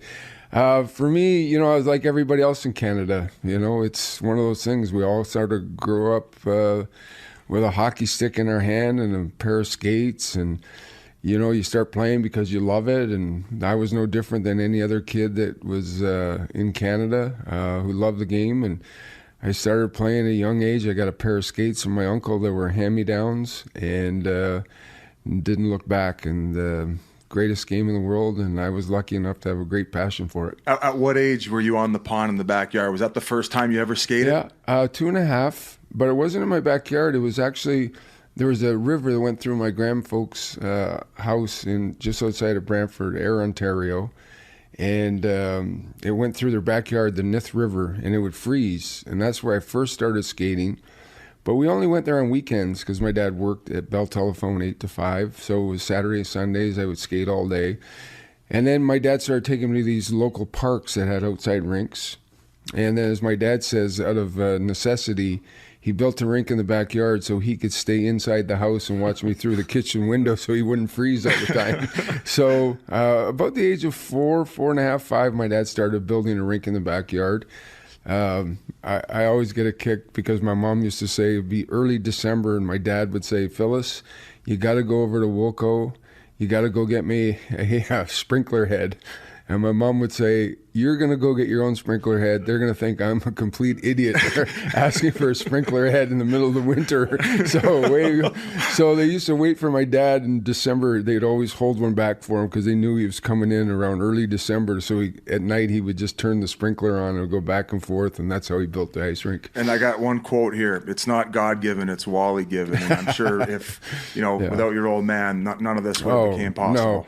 He was so special, loved hockey, loved kids. He had 2 minor hockey tournaments in my hometown, boys and girls, and they would be 3 days long, I guess, and he would go there and he would sit in the arena from 8 o'clock in the morning till 8 o'clock at night. I went home a few years ago and he was sick, and I went to see him. And it was just after Christmas, and I said, look, I'll go to the rink today. I'll go handle your chores. And he was so sick he couldn't leave the house. And so I went over to the arena, and oh my goodness, I said to my brothers, I said, Dad did this 10 hours a day. I said, I'm here an hour and I've had enough. And it was so funny because as I walked into the arena, this coach, like a 7-year-old team, he goes, Mr. Gretzky, will you talk to my team before the game? And I said, no, I'm the wrong guy. He goes, no, just go in there and say whatever you want. And I said, trust me, I'm the wrong guy for you to speak to your 7-year-olds. I'll get a picture. He goes, no, say a few words, whatever you want. And I said, okay. So I went in there and I said, welcome to Brantford. And it's a great city. You're going to love this tournament. And then I said, and remember, you're 7. It doesn't matter if you win or lose. It's how many goals you get. And the coach Some parents like, yes. And the coach looked at me and I said, I told you, I'm the wrong guy. At 7 years old, just go have fun. Who cares if you win or lose? And I remember we always, we had good teams in Brantford. We had guys that, Greg Steffen, who played in the NHL, Jimmy Burton was up and down, Len Hackborn, for a little town of 60,000 people. And we'd always play Oshawa in the finals of tournaments and on all Ontarios, and we could never beat them. They were a better team. They were bigger. They had more kids to draw from. I think Oshawa was like 250,000 people. I remember one day I was like 11 years old, was driving home after a game, and we lost Game 5 and in the finals, and I said to my dad, I just don't understand it. We can't beat that team. He goes, that's the best coach hockey team I've ever seen for 11. They play their positions well. And he said, I'll never forget, he said, but there won't be one kid on that team that ever makes junior A hockey, let alone the NHL, because they have no imagination and no creativity. And years later, 5 of us were playing Major A, and I remember looking at my dad going, how would he know that when we're all 11 years old? But he had a feel for the game, and he just said, you got to be creative. You got to go out there and be your own person, especially at 10, 11, 12. So they were playing systems instead of just going out there and having fun. And the thing I read about your dad is just how important he was in terms of you learning the skill of thinking the game. Yeah. And like the old story of he threw it in the corner and he'd show you where to go, where it was going to end up being. Is that kind of how you remember it? Yeah, and he'd say it's like a pool table, when you hit the white ball and the angles, and you got to play angles and be creative and get ahead of where the puck's going to be, not where it's been. And the game has changed so much from the time when Beliveau and Lafleur and Bobby Orr and Howe and Messier, Lemieux, they were so creative, and that comes from being a kid and being a youngster and doing that by throwing a puck on the ice and saying, okay, you go on that team, you go on that team, we'll play 4 against 4 and let's have some fun. If you take 8 kids to a rink today, the first thing they say to is, okay, what drills do you want us to do? They don't know how to play pickup. It's Control breakout. Yeah, it's completely changed. And now I watch the games, it seems to be swaying a little bit back towards the way it was in the 70s.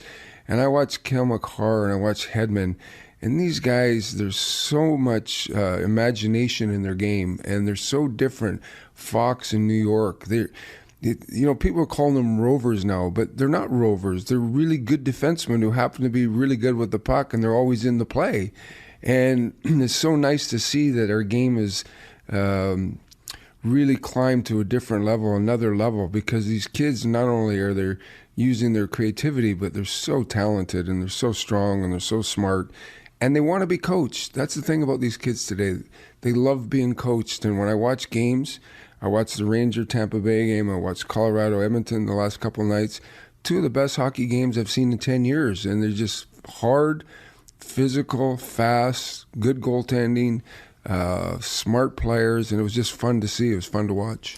Wayne, you would get booed as a kid by other parents, other teams that you were going against. How'd that make you feel as a little kid, and what would your parents tell you to sort of fight through that as a young kid? You know, it was kind of funny. So when I was 5, I made this team. In those days, you tried out, there's one team, they were 10-year-olds. And if you didn't make it, you played basically house league hockey. So I made the team.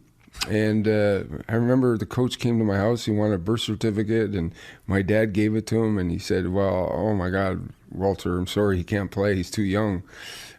So I couldn't play that year. My dad was in this sort of frenzy. Okay, do I wait a year, or I'm going to take him to Paris, which is a little town, which is, you know, there's AAA, AA, and Paris was kind of A hockey because of the size of the town.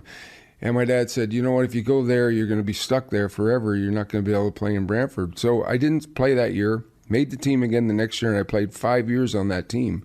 And by the 5th year, I remember I'd play in arenas and I would get booed. And I remember looking at my dad thinking, wow, why am I getting booed? I'm 10 years old. Yeah, the arena's sold out. People are in there watching and they're booing. So I'll never forget, I was watching a Hockey Night Canada game, my dad and I, Saturday nights that we used to watch every game. And Bobby Orr was playing in Toronto, and every time he got the puck, my dad would say, listen to how the people boo. And I remember sitting there and my dad said, they only boo you because they like you. If they're not booing you, then that means you're not very good. So I used to like when I got booed because I always remember what my dad said. And what about the white gloves? Sorry. Yeah, no, that's what I was going to ask. The white gloves are such a legendary tale almost. Yeah. Like your dad had you wear them for a reason? No, it was, you know, every year we would go to this little sports store, Lockington Sporting Goods in Brantford, and I would get a pair of new gloves because during the year, I would wear those gloves the whole year, and we'd play 70 games in those days, and then I'd be in the backyard with the gloves on. So after a year, they were worn through, and then what I would do is I would cut them, and I would use them for lacrosse, and so I'd have no palms, and in the summertime, I'd play lacrosse with them. So then every September, we'd go get a new pair of gloves. And so that year, I was second-year Pee-wee. We were trying to get a new pair of gloves, and we were looking at all the different gloves, and every year sort of new gloves come out, new styles, new colors. And Brantford was always red, white, and black. And they didn't really have a pair of red, white, and black gloves left because my dad was always the last one to the shop, right? We got there late, put it that way, the day of or the night before. So really the only pair of gloves they had left was this white pair. And I said to my dad, yeah, I should just wear those. And he goes, oh, you know, you'll have a sort of a dagger on your back. And I said, I already do. And my dad said, yeah, good thinking. And I wore those white gloves. And now every team's wearing white gloves. Yeah, exactly. So I wore them for 1 year in my second year Pee-wee. That's how I got the white gloves. I think you started touching on it on the broadcast. I don't know how much of the story you got through, but you in fact got banned from minor hockey at one point. I'm suspended. I have a letter that I'm suspended for life from Canadian minor hockey, which is kind of funny. I even know the guy who was president at the time who sent the letter. I kept the letter. My dad kept the letter, which is kind of funny because they always say no, he's not suspended. But I was suspended for life from minor hockey.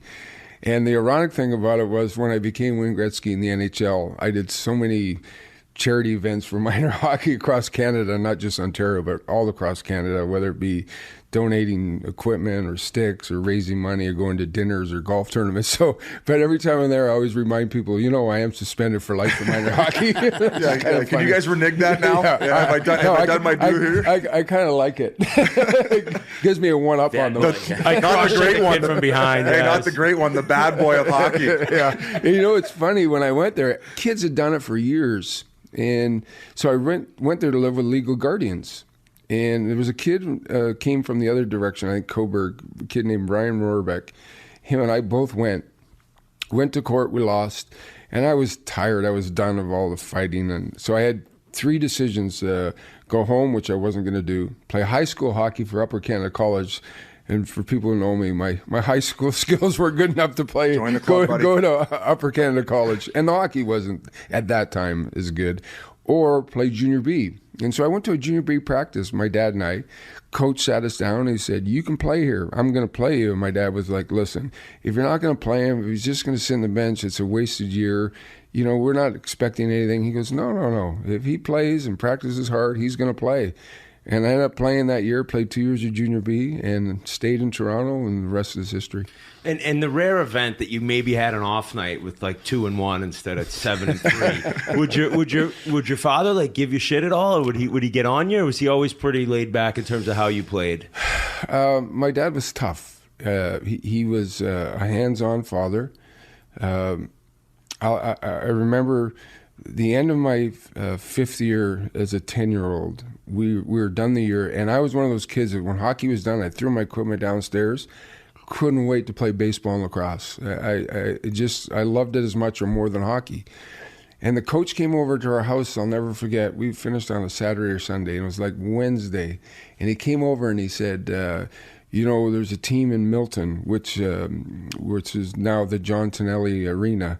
They would like to play us an exhibition game on Saturday.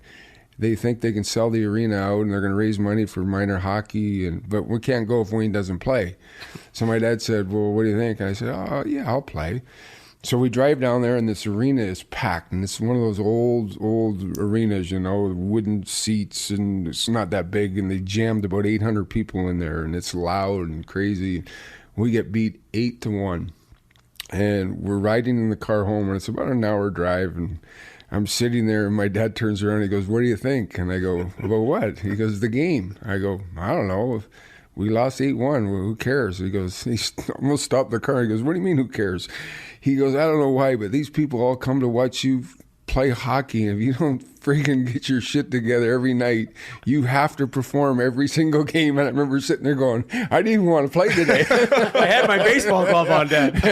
And I learned a good lesson right then and there that, okay, I have to perform. So it was a great lesson for me because playing in the Oilers were a little bit of a traveling roadshow. We played a lot of exhibition games in like San Antonio and that time Dallas and Phoenix. We didn't have NHL teams, and we'd sell out. And of course, they wanted to see myself and Messier and Coffee, and we all would play.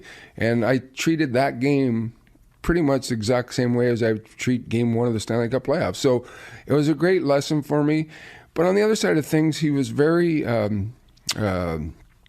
sincere. There'd be games where I didn't play well, or in my mind I didn't think I played well, and he'd say, "That was one of your best games tonight." I remember I got 3 goals and 3 assists one game. He said, "I don't know what you're so happy about. That was a horrible game." So he had this whole reverse psychology thing, right? But Glenn Sather was pretty much a genius, and he knew this. And I can remember we'd be playing in Edmonton. We'd be tied 1-1 with Calgary or Winnipeg and go to that city for game 3. And I come out walking out for the morning skate, and I look up and my mom and dad would be sitting there. And I turned to Paul Coffey. I go, "Well, I guess Lass doesn't think I'm playing very good right now." Because he always knew if my mom and dad, if I wasn't playing good, he always flew my mom and dad in, right? And I'd be going, "Okay, I guess I better get going here." So Glenn had it figured out real quick that I seemed to be more motivated when my dad was sitting in the stands. I texted Jonesy before the interview, and he said about 95% of your time, at least through minor hockey, was spent on the pond. And he also said that you trained quite a bit with a tennis ball. What was the significance of the tennis ball? In 72, when the Russians come over to play in the Summit Series, they came over, and we were so intrigued by things that they were doing and the different sort of sequences of their power play and how they would go up the ice, and then if they didn't see anything, they didn't dump it in, they'd come back and regroup. And so their puck possession was really something we hadn't really seen other than guys like Bobby Orr. And so when I was in the backyard and I'd be doing drills, he had these pylons set up, and he put sticks on the ice, and he'd have me make passes over the stick to make sure they land properly, and backhand passes. And he would have me do it with tennis balls, and he would say, "Listen, if you can handle a tennis ball on the ice because it's so bouncy, then you're going to be able to handle the puck so much easier." So I did 90% of the drills I did were always with tennis balls. And I used to sit there and think, okay, and now I look back at it and go, wow, my dad was so ahead of his time. He was so smart. And, obviously, I watch these kids today, the stuff that they do, the one-on-one drills and through the pylons and through pucks. I mean, I can't do that. Going behind the net and lifting the puck up and throwing it in the net. Those are things that those kids practice now every day. And good for them. I just, I probably can't do it. Wait, as a kid, you always played against older opponents. I think you were 14 playing against 20-year-olds. When did guys start taking shots at you on the ice, starting getting real physical with you? So I had this agent, Gus Badali, when I went to Toronto at 14.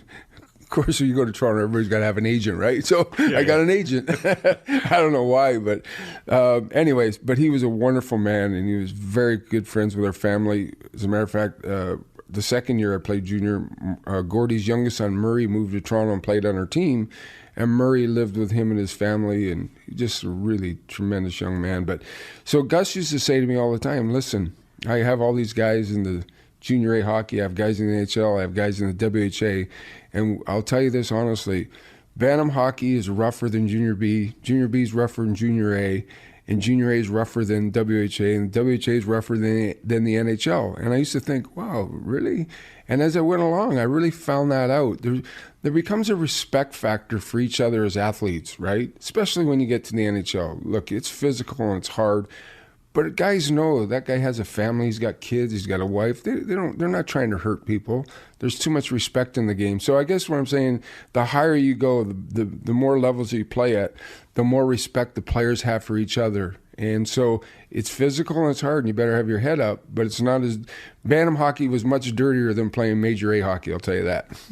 And what year? So you wanted number 9, but it wasn't available. What year was that? And that's when 99 became your number. So Sault Ste. Marie.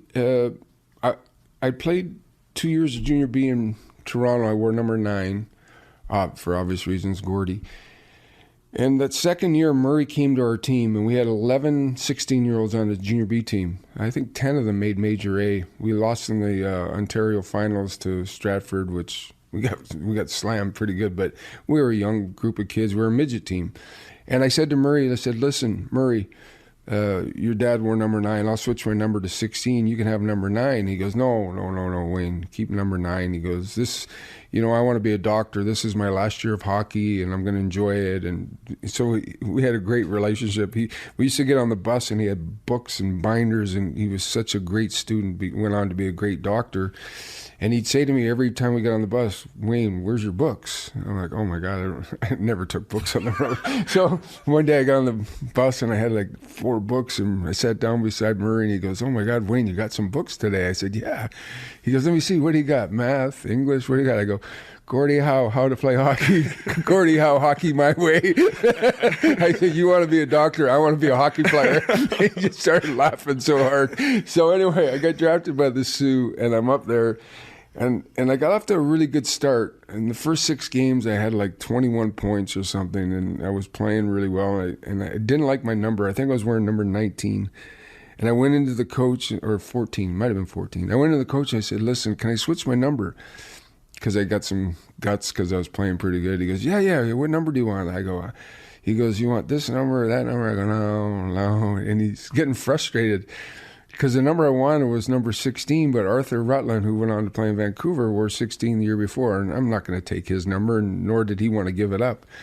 And Muzz got mad at me, the coach, and he goes, Jesus Christ, why don't you just wear 2 9s? And I went, okay. No way. And that's how the 9-9, everybody thinks it's this mystery, and it was just sort of, well, why don't you wear 2 9s? And I'm like, yeah, good idea, I'll wear 2 9s. And nobody had high numbers then, really, right? One guy, Espo, did it in New York the year before. He wore 77. I remember everybody thinking, God, that's a silly number, right? Like if you went to training camp and they gave you number 42, you know you're not staying on the team. Au contraire. 67. I had 67 and somehow made it, Wayne. And we used to sit there and go, just don't give me a number between 1 and 29. You didn't want 30 either. 30 was a bad number too. So you wanted something between 2 and 29, and you had a chance. But so that's silly as it sounds. So people don't know this. So I go to Indianapolis. And I wasn't ready for Indianapolis. Nelson Skalbania signed me. I was a 17-year-old kid going to a city that knew nothing about hockey. Nobody knew who I was. I remember they had me go to a mall to sign autographs, and I stood there and talked to people for 3 hours because nobody came around. Nobody knew what it was. I had a pile of pictures, and I'm like, I couldn't even. Finally, I said to the guy, "Can I just go home?" And so I left. And then they folded the team. All my buddies are at Steak and Shake. I'm going to go meet them. So I left. So anyway, I wasn't ready for it, and they weren't ready for me. And Nelson called me and said, "Look, I'm going to trade you to either Winnipeg or Edmonton. Call your agent. You tell me where you want to go." And I was like, "Oh, okay." So I phoned Gus, and I said, "Hey, Gus." And he said, this was a matter of fact. He goes, "Edmonton's got a bigger arena. They have a better chance to get in the NHL because of their arena. Tell them you want to go to Edmonton." So I was like, okay. And then he goes, "And the owner owns a car dealership. Maybe he'll give you a free car." So I'm like, perfect. I get a car, and maybe we're going to the NHL. So I get to Edmonton, and Sather took me under his wing. I lived with him and his wife, and at the time, 2 kids were 5 and 7, Shannon and Justin. I lived there for 2 months with them. He goes, "I want you living with me." And so I did that. And the first game, he called me in his office, and he said, "Look, one day you're going to be captain of this team. We're going to go in the NHL. We're going to win the Stanley Cup." And I'm thinking, geez, I went skipping out of that office, right? And he goes, but we're going to get rid of this number. I don't want you wearing 99. And my heart sank, and I went, oh, my gosh, okay. Well, I'm not going to argue. The guy just traded for me, right?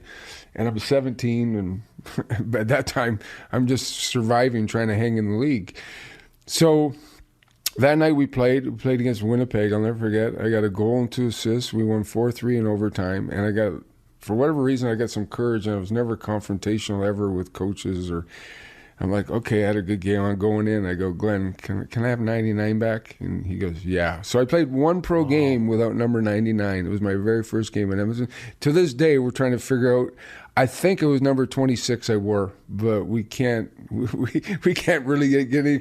Back in those days, we were only drawing about 8,000 people, and there was no TV, so I don't even know. I think it was number 26 I wore. Wow. Was it true at the time that there was an offer to play a backgammon game to get your rights as a player, or is that a complete urban legend? I don't know.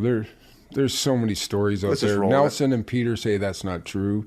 Okay.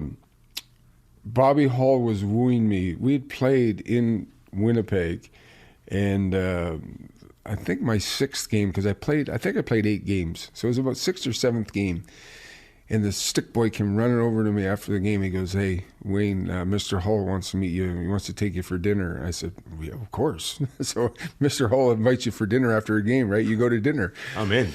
And so we go to dinner, and Bobby's telling me, "I'm going to make sure you get traded to Winnipeg. You're coming here. I want you on my team. You remind me of Alfie Nielsen, who was my center. You can prolong my career 2 or 3 years. I want you here."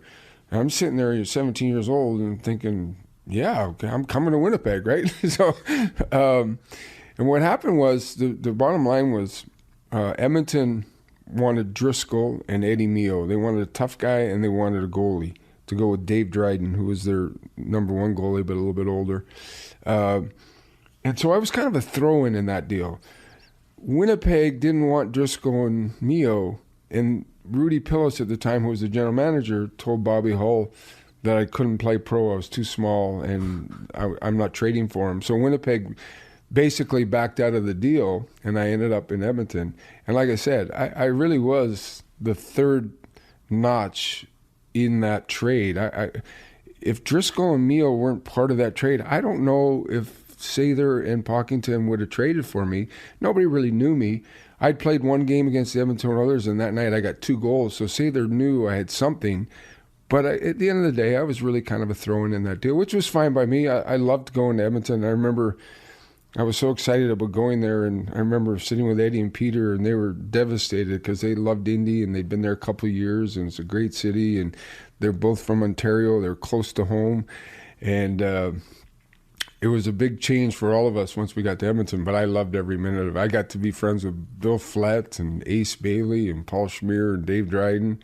Really good guys. So were you guys actually on a plane not knowing where you were going at some point, or is that just a myth, a mythical story? No, that's true. Okay. We had to make a stop. I think we had to stop in Minnie. We were on this little 8-seater jet, I'll never forget, we kind of crammed in because, we had to pack a lot of stuff. So we had hockey equipment, we had clothes, and there's not a lot of room in that little Learjet, right? Sticks on the floor. And I remember Eddie and Peter were so mad. They were sitting there, and the pilot came back and said, "Hey, who's paying for this?" And no, I'm not old enough. I don't have a credit card because I'm not old enough to have one, right? So I go, I don't know. I don't even know. I got no money.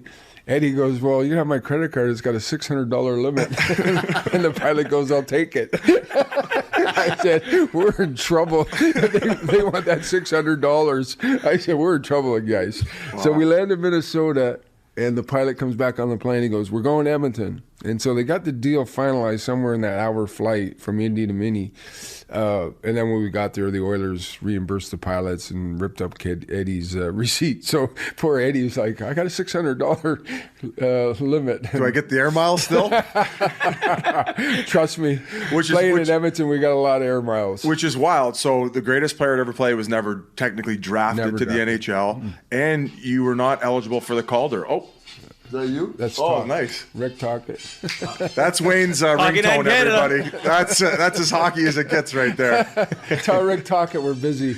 I never got drafted. It's interesting because when we went into the NHL, each WHA team is allowed to protect 2 players. And this is really something ironic.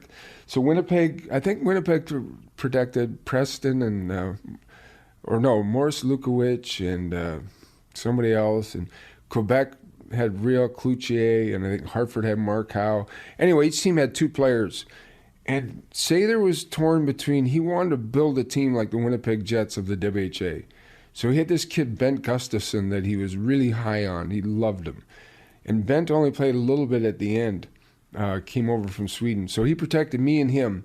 And Sather was torn because we had a kid, Dave Langevin, who had just really come out of nowhere and excelled and became the best defenseman in the WHA the last year of existence. And in the end, he decided to go with more of a flow freewheeling team, and we protected him. And, of course, the Islanders took Langevin, which really was a heartache for us because Langevin was such a good player. And then the NHL stepped in and made a ruling that somehow we got Gustafsson the wrong way, and they awarded him to Washington. So we went in the NHL. Wow. We were the only team of the 4 cities that only had 1 player, and I was the guy. And we went on to win all the cups, and all the other teams didn't. But I think we surprised teams at how fast we sort of improved as a group. We were a young group, my goodness. But Sather's philosophy was, I'm going to play these young guys, and that's fine. I'm going to let them learn how to make mistakes and how to get better. He was a great coach. But more importantly, he wanted true professionals around these guys. So he got guys like Colin Campbell, Ron Chipperfield, Dave Dryden, just consummate pros who worked hard and understood their place in this organization, which was going to be, I'm going to teach these guys, but one day I'm going to be moved out. Paul Coffey's going to play here, and Kevin Lowe's going to do this. And that's exactly what happened. But those guys were so unselfish. And then we had our godfather of the organization was a guy named Lee Fogelin. And Lee was sort of he was everything to our team. He was so well respected in our locker room, so well loved. I remember one time he was sitting across from me. He used to sit across from me in the locker room, and he was going like this, and he's holding his jaw, and I go, "Fogey, you all right?" He goes, "Oh, I got an abscessed tooth." And I go, "Fogey, go to the dentist." So he said, "We're 22 points in first place. It's like February. We're good." He goes, No, I can't miss a game. And he took a coat hanger, and he straightened it out, and he took it, and he put it up into the tooth, and he knocked the filling out, and all the blood came gushing down all over his shirt. And he goes, "Okay, I'm good now." And I said, "And I'm not. I can't play tonight." So he ended up being our guy. And so I remember he came into Edmonton. He got traded to Buffalo after, I think, the 2nd or 3rd Cup. Anyway, he goes to Buffalo, and he was an Edmonton guy. His family lived there. His wife and kids stayed when he went to Buffalo. Hard-working, blue-collar carpenter, built houses and he would build the equipment racks for the trainers that they would put on wheels and they take them on the road. Fogey was one of the first guys to build those, right? Wow. So he comes in the morning skate and he can hardly walk. And I said, Fogey, you okay? He goes, no, this is my last game. I go, what do you mean it's your last game? He goes, no, I got to have surgery on my knee, but tonight's my 400th game and I got to play tonight. And in those days, the way the union worked, you got like an insurance policy after you played 400 NHL games. And I believe it was like $250,000 that you got at the age of 55. And he goes, no, I got to play this game. And he can hardly walk, right? And so we're sitting there, Mark and I and Kevin and Paul, we're sitting before warm-up, and I say, hey, you guys, Fogey's got a bad leg. So tonight, when you get the puck on the left side, everybody throw the puck to the right side. We're not going down the left side the whole game. Nobody's going near him. So all the guys were like, yeah. So we're up like 4-0. Guys are getting the puck, and they throw it across the ice, and finally Sather's going, what is going on here? we told him nobody wants to go around Fogey. And he played that game on one leg. He retired after that game, stayed in Edmonton, and retired from hockey. But he had so much respect, nobody went near him. So a true warrior, like this is the guy who really taught you guys how to become not even a pro. A question. Yeah, he was, and he was such a professional. Never missed a practice, never missed a game. So unselfish. And Sather, when he built the team, he said, "I'm going to build this with guys who have character, guys like Colin Campbell and Lee Fogelin." Dave Dryden, and on, and Ron Chipperfield, Blair McDonald. Those guys all sort of passed the torch to us to not necessarily how to win, but how to be a professional athlete. Show up every day and practice hard. Show up for games and be ready to play. And that got passed on to us. And that's Sather's success came quicker probably than a lot of people thought, but a lot of that had to do with the people he put around the young guys. Speaking of toughness, is it true when you first turned pro that you were going to go no helmet? But Walter said absolutely not. So in those days, right, you could the training camp and guys would say, hey, take your helmet off. I mean, that was kind of... Like, what are you doing, kind of? What are you wearing that for? Yeah, you should take your helmet off. I mean, I remember we had this kid named Dennis Sobchuk, who was a WHA signee in the 70s out of, I think, Regina or Saskatoon. Great player. And he jumped to the WHA, or he would have been a first pick overall in the NHL at that time. And Sobby, we're sitting there, and I go up we were doing an inter-squad game, and my dad had driven down. It was a Saturday afternoon. And he'd driven down from Brantford, and I'm skating around in the warm-up, and I play my first shift, and I'm sitting on the bench, and my dad comes running down, and he's banging on the glass, and I turn around, and he goes, get your goddamn helmet on. I'm like, okay. So I go in the locker room and say to the guys, my dad says I can't play if I don't wear a helmet. So Dennis Sobchuk comes over to me, he goes, Wayne, look, wear this helmet, this trophy helmet. This is what I wear. My first year, I didn't play with a helmet. And then one of the guys said, here, wear this. He says, it's like not wearing a helmet. I'm like, okay. So I put the helmet on, and it was like, it was a joke. I mean, like, it was paper mache. Yeah. There's no reason to even wear it, right? So I put it on, and I'm like, wow, okay. So my helmet and my number were just kind of myths. Like somebody threw them at me, right? Yeah. And it was like, how'd you get that helmet? Did you study it? I'm like, no. My dad told me I had to wear a helmet. So when I went out for the second and third period, my dad was happy, and I kept wearing that helmet the rest of my career. Yeah, because it's one of them's on display at your bar in Toronto, and it's like a peanut shell. There's no foam in it or anything. It's like it's awful for decorative purposes only. only. If my kids were skateboarding, because I'm a big believer, if you're going to skateboard or rollerblade, you wear elbow pads, gloves, a helmet. If my kids tried to put that helmet on to go on a skateboard, I'd strangle them. I'd be like, no, that's not a helmet. You're getting a helmet on. Simple as that. How different was the play going from the WHA to the NHL? Was it more physical, more skilled? Yeah. What was the difference like, Wayne? So I tell people this all the time. I'm lucky. I got that 1 year, right? The NHL was way better than the WHA. But what the WHA had, we had 7 teams in the league. 10 guys on each team could play in the NHL. So it was better than the American League level, but not as good as the NHL level. So that year for me was so important as far as me being ready to play in the NHL. I don't think that first year I would have had the success that I had I come out of junior hockey. So from my point of view, I have nothing but respect for that league. What they tried to do, the players who were in it, they didn't have the depth that the NHL, the league of the NHL had. And then I think it was your second year in the NHL, I'm looking. That's when I think Anderson came, Kevin Lowe, and then Messier was there, and Curry came. Like, that training camp, it must have been almost shocking. Like, oh, my God, the talent we've added is so amazing now. Like, we have a true wagon on our hands. You know, it's so funny because we didn't look at it that way. Like, we were all kids. We were all in survival mode. Like, we better play good and practice hard or we're going to be in the minors. Like, we're not going to be on this team, right? So Messier was 19, I was 19, Coffey was 19, Kevin Lowe was 19, Curry was 19, Anderson, and it just went on and on. Then we drafted Grant Fuhr.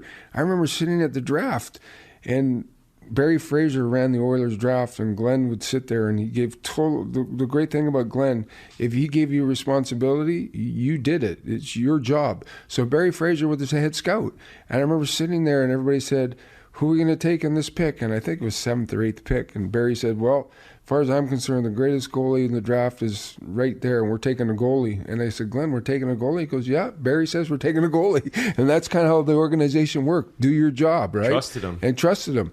And so we drafted Grant Fuhr, and we had a young Andy Moog, and all of a sudden we have all these young guys, and we're all looking around going, "Oh my God, we're young." Glenn was always funny because he'd have a Christmas party and a Christmas skate. And we had no rules. We had one rule in the Oilers: don't embarrass the organization. That was the only rule Glenn had. There was no curfew. And that was kind of it, right? But he had one philosophy. The team Christmas party, you always had to bring a date, right? Like he did. I don't want 10 guys over at the bar around the Christmas tree, you guys telling stories. Everybody, the organization's going, the trainers, the staff.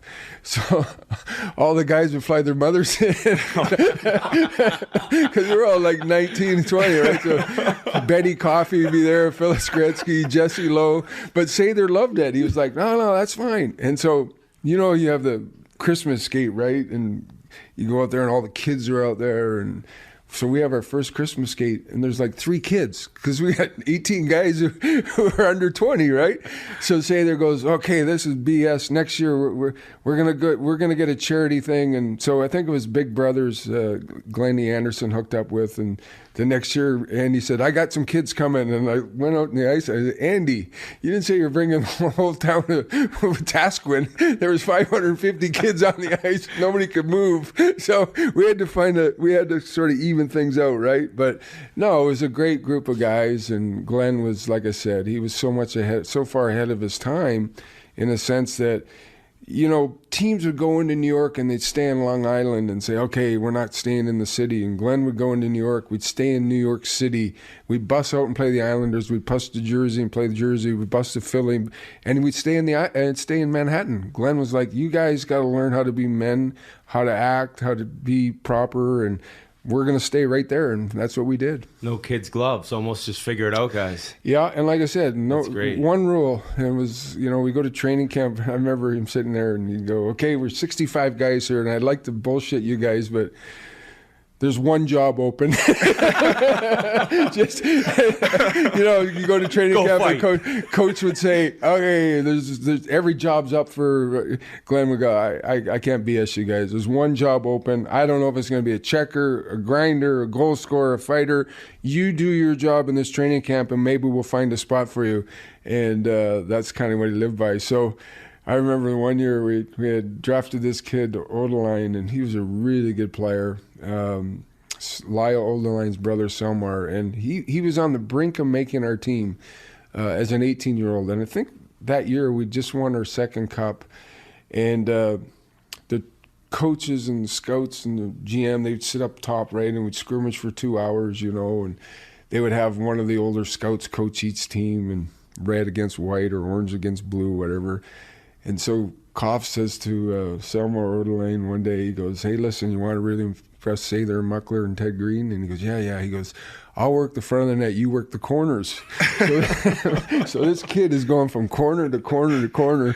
And Sather, usually he just sit up there with his cigar. He never smoked it, but he'd just be holding it. And finally, you could just see him, and he blows a whistle and he says, stop. He comes down and he goes, oh, Lane, what are you doing?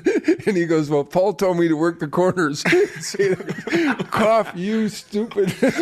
He went back up to his seat. And, funny enough, Lyle ended up telling me to do that when I was a kid. Yeah. His brother told him to check. Said, get a young kid with this. Well, that's exactly what happened. And unfortunately, he was right on the verge of making our team. We had such a good team that say they thought, okay, I'll send him down for one more year. He was only 18, and he went down and tore his knee like the second game in junior hockey, and he was never the same. It's just crazy how things happen. Now, after Sather puts his team together, you guys are dominant in a few years. Was it as easy as it looked out there? I mean, you guys, every night, you must have thought we're going to win tonight every night, no? No. I listen, Biz and I talk about this a lot. There's so much parity now, right? There's so much more dynamics to the game. It's weird to see the Eastern Conference that 8 teams have solidified a playoff spot with 20 games to go. Like, that's very rare, right? Yeah. There's so much parity in the game today. Back in those days, we go on a 5-game road trip and we knew we could win 4 of those games because we're playing teams that weren't very good, right? And it just, there was 5 great teams out of 21, 10 good teams out of 21. Now, even the 26th, 27th team, they're not as good as the top 5, but they're hard to play against, right? Like Seattle is near the bottom, but they're hard to play against. So it's changed in that sense. There was times where, but on the other side of it also was you got into this playoff mentality of, okay, if we're going to win the Stanley Cup, if we're going to go to that next level, here's how we have to play. And so I think that mindset came into play for us at an early age, and we were able to adapt to that and obviously became successful because of it. I mean, we could probably spend an entire podcast just talking about Edmonton. Like, I guess to summarize it all, and the 4 cups and the legendary teams. Like what would you just say about your time there before it came to an end? Well, it was incredible. I was saying, first and foremost, when I was sitting on the bench, I could look around the stands and I would see the same people at every game. And so when we go out on town, and in those days there wasn't cameras and cell phones and all that, but we got out and we met all the people. We became friends with the fans. And, like when we won the Stanley Cup, we were the first team to actually, I remember sitting there, he goes, Glenn, we won the cup. What do we do with the cup? And he goes, you guys won it, take it. And that's how the cup started going out. Because in those days, the team would take the trophy up to the office and set it down, and that's where it went.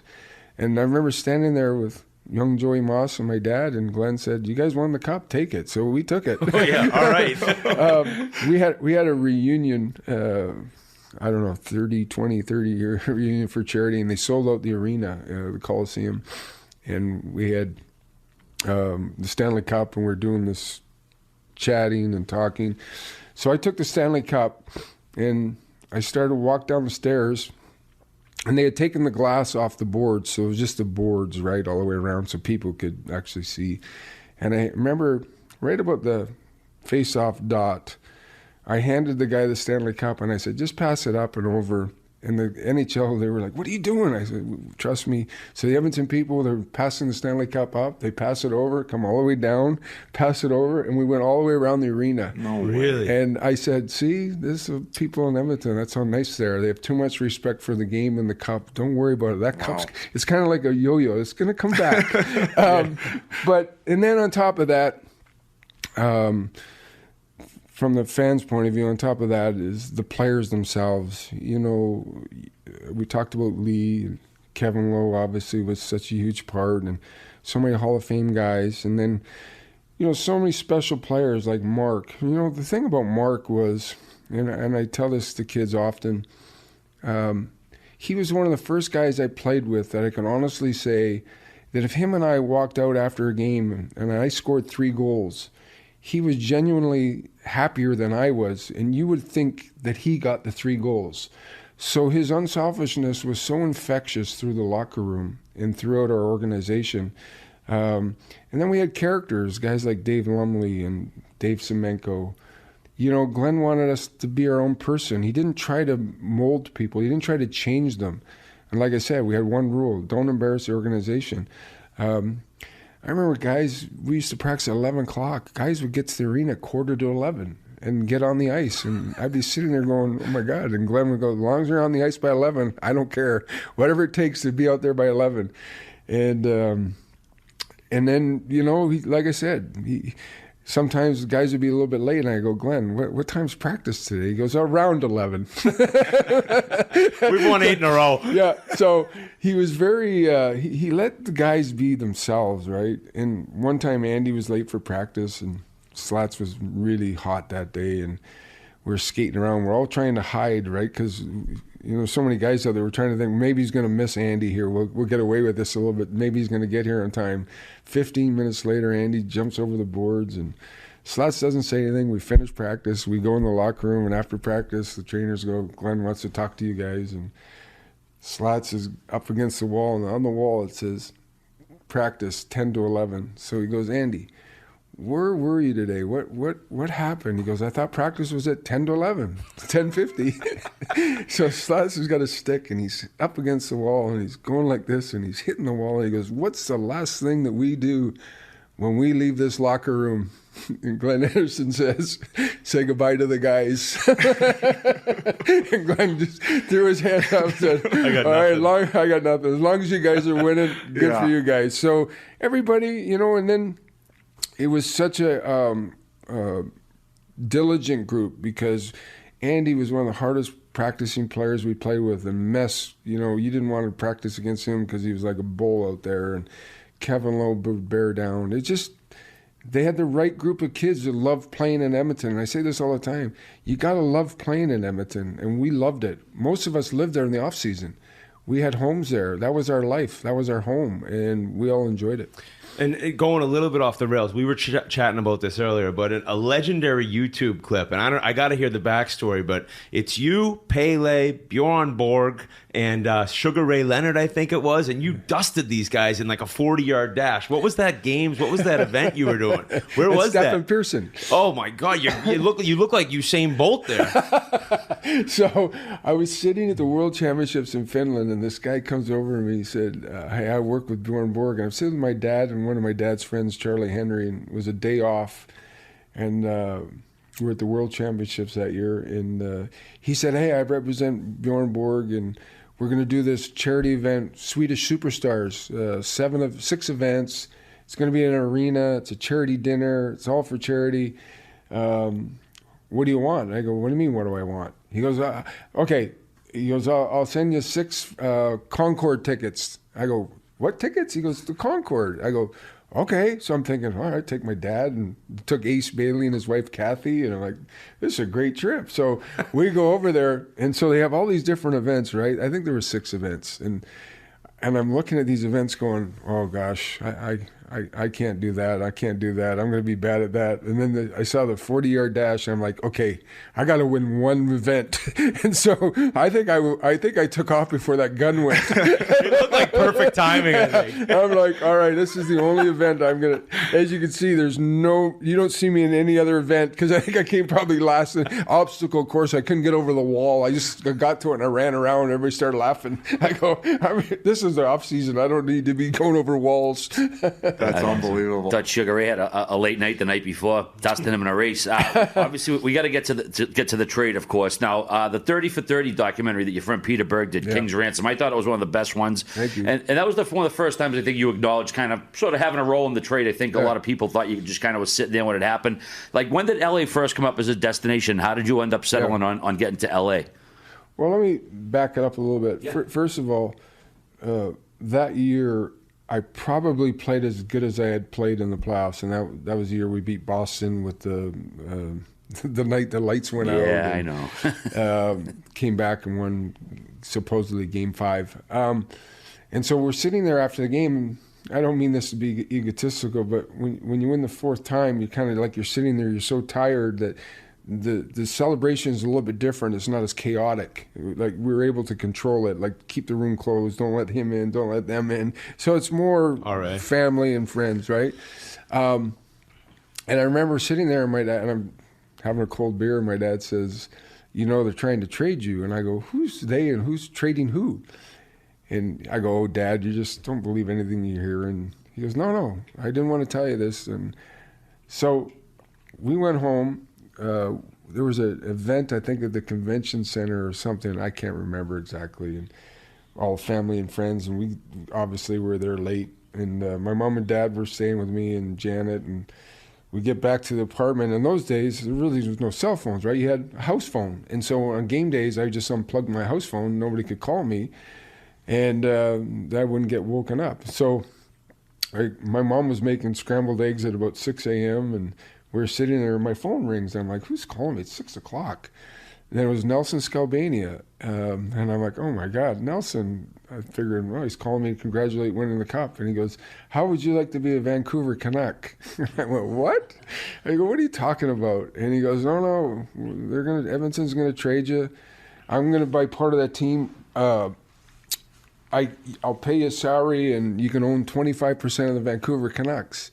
And I was, Nelson, I just finished hockey 6 hours ago. I'm too tired. I'll call you later. And I hung up.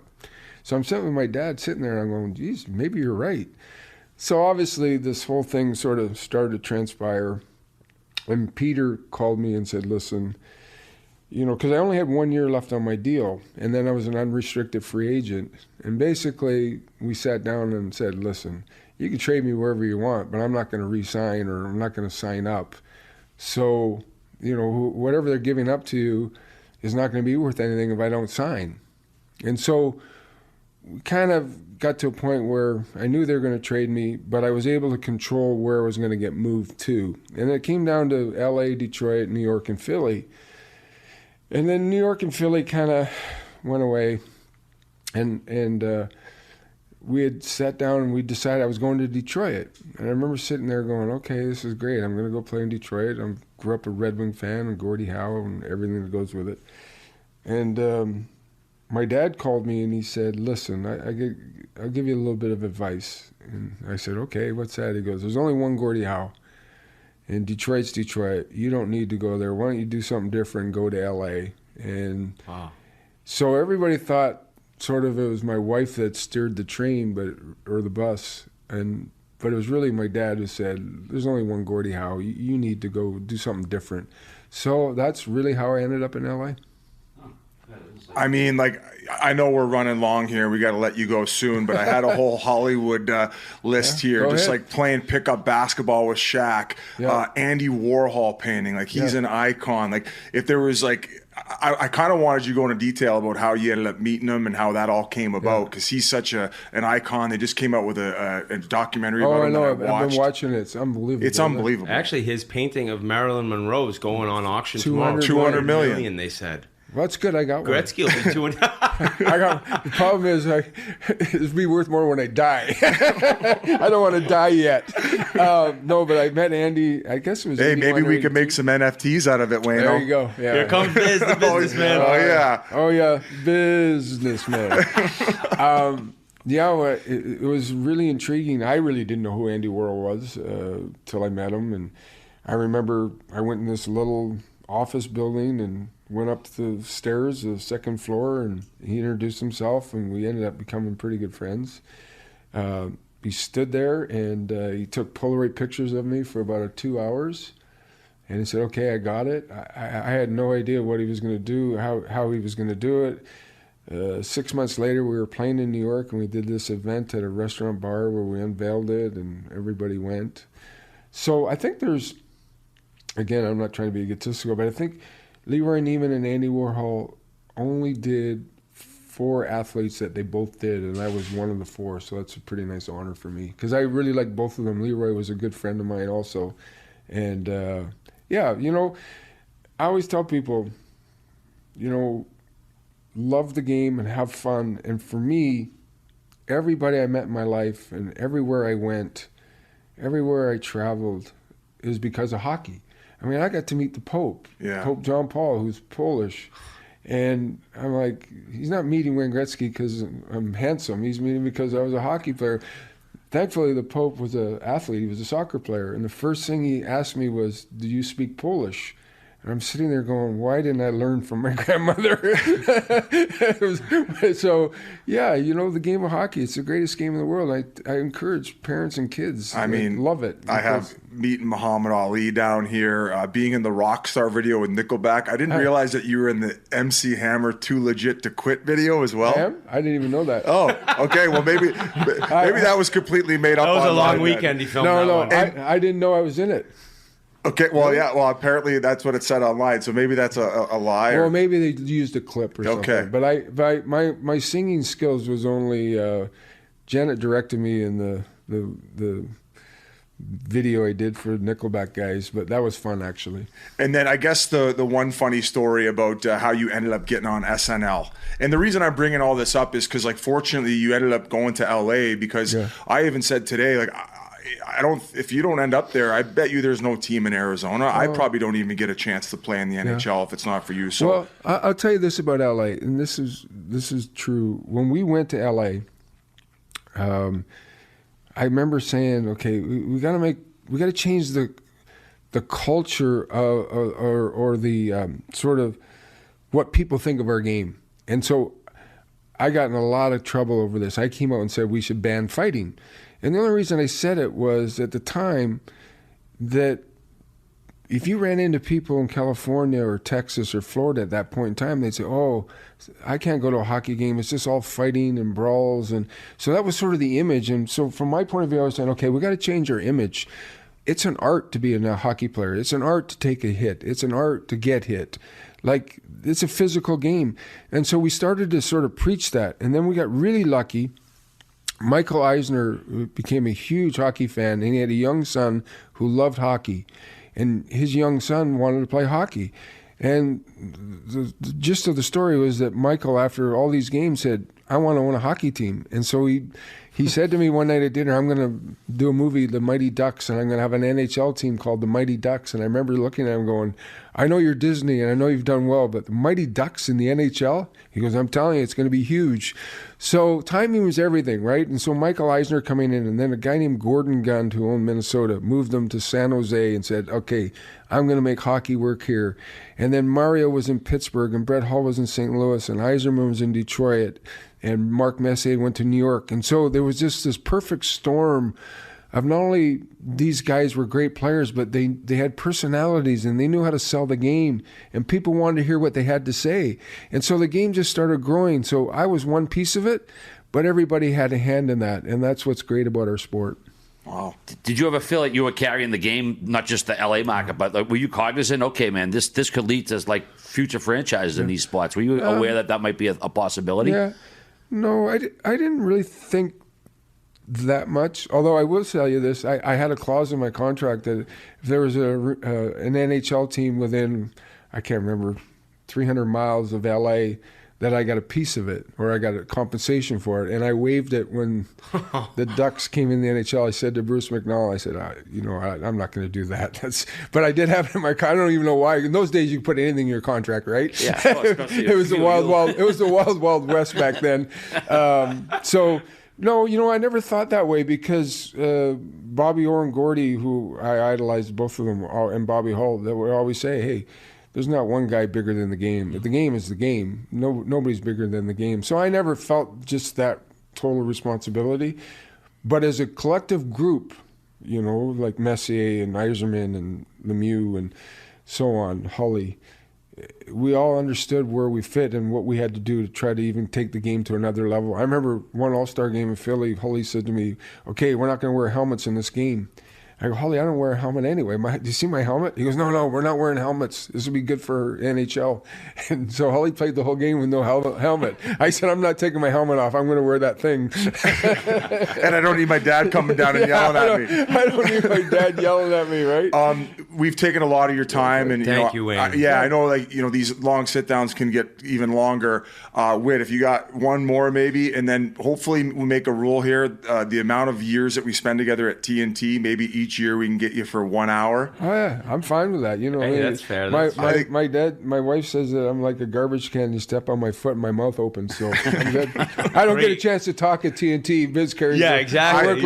He's the show. I don't. Hey, that was actually in my notes here. I said we're going to do things a little different, and I'm going to keep it short and sweet, completely unlike TNT. No, that's okay. But are we going to talk about my lacrosse team at all? Yeah. So that was the last thing that we need to We wanted bring to up. drop the team name and drop the news at the end. Oh, we got a team name? Oh, I thought we did. I don't know. You mentioned how important it was in your development, and like once hockey would end, you would play lacrosse and baseball in the off season, and you had the opportunity to be part owner in a Vegas lacrosse team. They have not announced the name. We're going to announce it right now. Oh, we are. And I'm dying to know what the name is. Yeah. You know before I do. Come on. And I paid. See, this whole job with you, Biz, is getting worse. So, you own the team with Steve Nash. Dustin Johnson's also a part owner. Any other names that we should? Joe Tsai. So Joe Tsai, when Joe Tsai calls, you take the call, right? He's a wonderful man, and he owns the Brooklyn Nets. Loves lacrosse. Grew up playing a little bit of lacrosse. I think at college he played, and he has a passion for the sport. And he called me, and I said, absolutely. He really has a belief that this sport is going to sort of be like soccer and that we can take it to the next level nationally in Canada and U.S. It's a great game. It's a wonderful sport, and I'm so proud to be partners with Joe. And Dustin and I and Steve are going to have fun. I'm not sure. I think next year is our first game. I honestly don't know the name of the team. You know before I do. What do we got, Jay? So it's ironic because this is how I refer to the Coyotes sometimes. It's going to be called the Las Vegas Desert Dogs. Oh, I love that name. The Isn't Desert it nice? Dogs. Ow, ow, ow. They let Biz announce Can I it be for your that hype man? noise. Are they going to send you guys a bunch of stuff? You can come in and be like our Vince McMahon in between periods. I sold, Wayne. I'll do anything you ask as long as we get that 1 hour every year. Okay, it's good. Well, I'm glad I got to do this. I'll tell you one final real quick story. When I started talking to TNT and about coming on TV, and I was like, oh, okay. And my kids were like, Dad, you got to do it. And then finally I said, okay, I think I'm going to do it. And my kids were like, okay, you got to get Paul Bissonnette on that show. Yes. So I Come said, on. Yes. Oh, yeah. So I said, okay. So I called them, and they go, we already have him hired. So I told my boys, I said, That's awesome. Paul's already been hired. And my two boys were like, Dad, he's going to revolutionize hockey and TV. So there you go. Wow. You guys are, What a killing it. compliment. You guys and Talk and Ace is doing great. So Yeah, it's it's fun. well. It's a pleasure to meet you, and thank you so Thank much you. for coming on. It's a true honor. I'm so happy to be here. And Biz, you can have mine. I thought it was going to be the Las Vegas Waynos. I was going to go with Las Vegas Waynos, Mr. Wonderful. Thank you so much for this. Wayne, the thanks fans so are going to much. go Oh, nuts. thank you guys. It's been an honor, my friend. Thank you. Thank you. Well, we can't thank Wayne Gretzky enough for being so generous with his time down in Atlanta. Biz, obviously, you were instrumental in hooking this up, as were Ty and Trevor, his boys. So just a huge thrill, a huge honor, and hopefully everybody enjoyed the interview, Paul. I mean, Ty and Trev were the first Gretzkys I ever met. They've always been so kind to me, and we've remained friends throughout the years. And then finally to get to work with their father and for him to give us an hour of his time. Guys, he has everyone in the world pulling him in different directions. And the fact that he, was able to give us, just over an hour of his time, and then also bring the noise and the heat as he did with all these unreal backstories that I had no clue. I had no clue that Wayne Gretzky was almost a Detroit Red Wing. That would have been fucking wild. And how about Walter calling it off and say, why don't you go grow the game down in California? And fuck, did he ever. 3 teams there now. And so Wayne, thanks for everything. Trevor, Ty, you as well. And Wayne, he even got to celebrate Paulina's wedding over the weekend with being serenaded by Kid Rock. Her and DJ were up there. My Kid name Rock. is Kid. No, they didn't do ba with the ba. He was doing ba with the ba. Bow with the ba. That's what, did you say that was my theme song, Whit? Did I? At some point, I think there was an insult throughout the years. But thank you to him. And also, folks, check him out on his social handles as well. He's on Instagram. He's on Twitter. And they do the Gretzky Hockey School as well that is run by Trevor. So, or Ty, excuse me. Yeah. Ty runs it. So thank you again to Wayne Gretzky, folks. We hope you enjoyed. And as promised, as long as I can keep it on the rails and keep this TNT job, he's down for 1 hour every year. One a year we get him. That's huge. And the AC, we had to turn the AC in the Four Seasons room off, so it's getting a little hot in there. So I was leaking. I was leaking. I was a little nervous. We were extending our time, but thankfully we didn't overdo it, and he agreed to come back on. So we're pumped. And as I said, I hope you guys enjoyed. And also to you guys, I said it during the interview. I believe I said it during the interview, or maybe the podcast when we recorded it. You did. Yeah, the reason I ended up getting the TNT job is through the help of you guys and the podcast that you guys set up. And it's been a whirlwind. So to all the fans and of course you guys, thank you for your support. And that's a huge reason, if not the only reason, as to why we got the white whale. And once again, did say we'd get him once a year for an hour, though, before already told him OT was a better disher than him. So we got to make sure that still stands, Biz. Nobody gave a fuck when I said it before. No one said that. Now I say the Gretzky, and everyone's got to stroke him off. I can't believe you said it before. I said it 10 times. First time you ever said that to me, I almost had a fucking aneurysm, and I'll guarantee you that. So don't act like I was just like, yeah, I agree with you. OT was better than G-Man. No way. I don't remember getting too much resistance anywhere until, That's because you don't remember yesterday. Fuck you, pay me. Well, either way, Biz, it was a true honor to interview him, a career highlight, and we were thrilled. We're going to do it again. And we do need to let you know that his interview was also brought to you by our friends at Blue Nile. Mother's Day is quickly approaching. Whether you're shopping for a statement piece or an everyday simple item, Blue Nile has fine jewelry options for every mom. Shop high-quality classic diamond earrings, elegant tennis bracelets, or gemstone pendant necklaces. I got a couple of these pieces from my old lady, man. I'm telling you, these pieces are unreal. I'm not much of an ice guy, a diamond guy, but these pieces are stunning. If you deal with Blue Nile, if you buy them off them, you will be satisfied. The stuff is awesome. It's guaranteed. They will help you if you're not too familiar with jewelry. It's great stuff. I can tell you how gorgeous it is, how customer-friendly these people are. So celebrate with the special woman in your life, whether it's your wife, your girlfriend, your mother, your mother-in-law, a grandmother, with BlueNile.com. This Mother's Day, give mom something she'll treasure forever with fine jewelry from BlueNile.com. And Spittin Chiclets listeners get $50 off $500 with the code Chiclets. This podcast exclusive is good only through Mother's Day, so use the code Chiclets. One more time, that's code Chiclets. Every order is insured, ships free, and arrives in discreet packaging that won't give away what's inside. Shop stress-free and find your forever piece. Go to BlueNile.com today. All right, gang, moving right along. The Masterton. Whit, you should hit up Blue Nile about getting your earring for when the Oilers get bounced by the LA Kings in the first round. Biz, I have never been more confident in my life that you'll be shaving the top of your head and looking like a complete moron on TNT. Because we got the Kings, who I have all the confidence in the world we can beat, and you have the Predators. And I don't think you're going to beat them. I really don't. And even if we lose, you're probably going to lose. And even if we win and then you win, that brings something up. So apparently I have no clue what I'm talking about, which isn't that much of a surprise if you've listened to this show. And Edmonton and Calgary would play each other. I still have no idea how the playoff seedings work. Because what if Colorado were to lose to Dallas? That's what makes no sense to me. How would then Calgary play Edmonton if Calgary would then be the top seed? That's what I don't understand. I think what happens is Dallas now joins the Central as part of the Central because that's where the wild card ended up going to play. So Nashville would then be in the Pacific.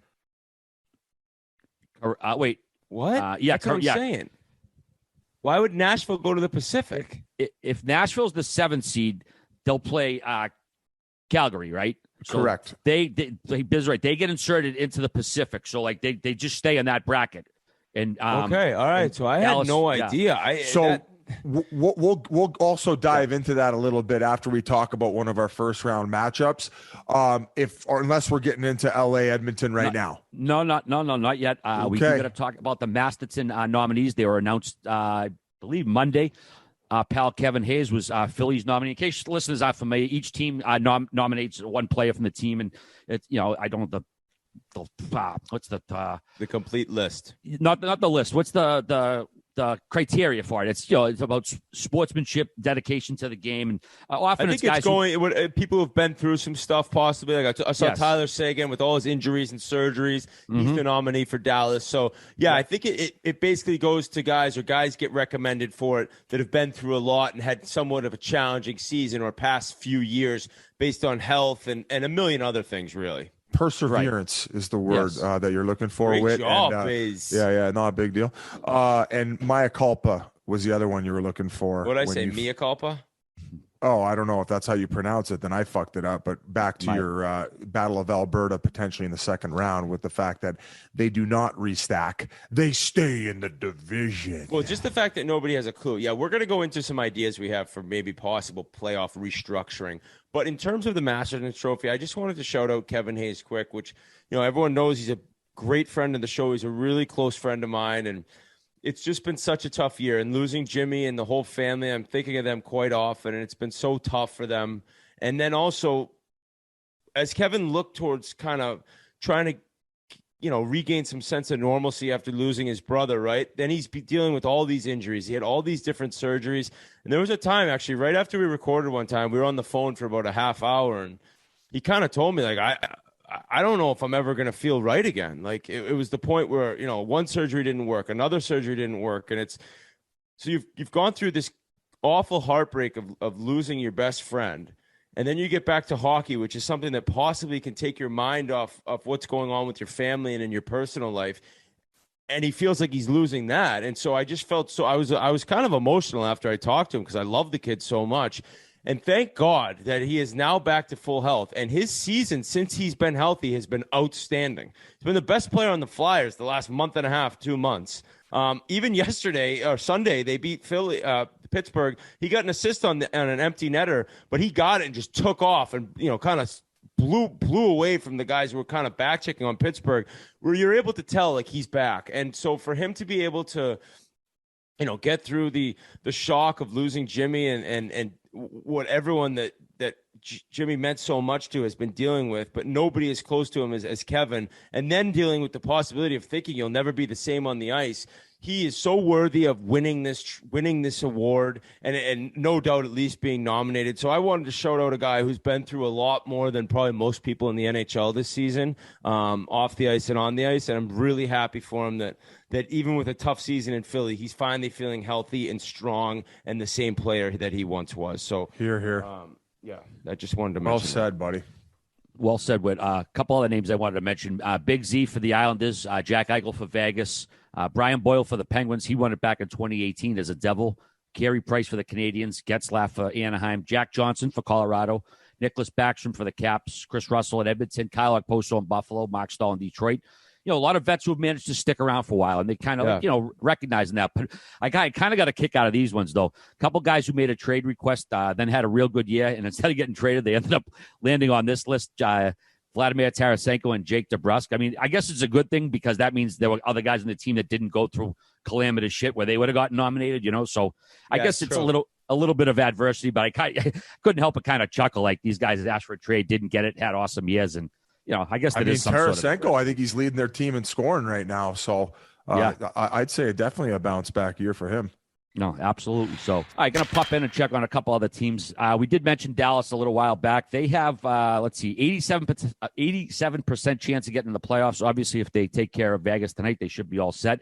But I don't know if they're built for the long haul. Just 14 goals their last 7 games. This stat was crazy. The line of Robertson, Hintz, and Pavelski have scored more than 45% of the Stars' goals this season. They have 102 combined goals. The other 17 forwards on the team right now have 96 goals. Like, that's insane. Like, fucking 102 goals for 3 guys and then 96 from the other 17. They closed, like I said, 3 games, Vegas, Arizona, Anaheim. So we'll see what happens there. Nashville, they picked up a point Sunday's OT loss to the Wild. They're still in the number 1 wild card spot, 94 points. Money Puck has them at 98.2 to make the playoffs. They have Calgary, Colorado, Arizona to close out the season. And shout out to Roman Josi, the first D-man to hit 90 points in a season since Ray Bork way back in 1994, and just the 9th ever to do it. And also props to Matt Duchene, became the first Predator to score 40 goals in a season as well.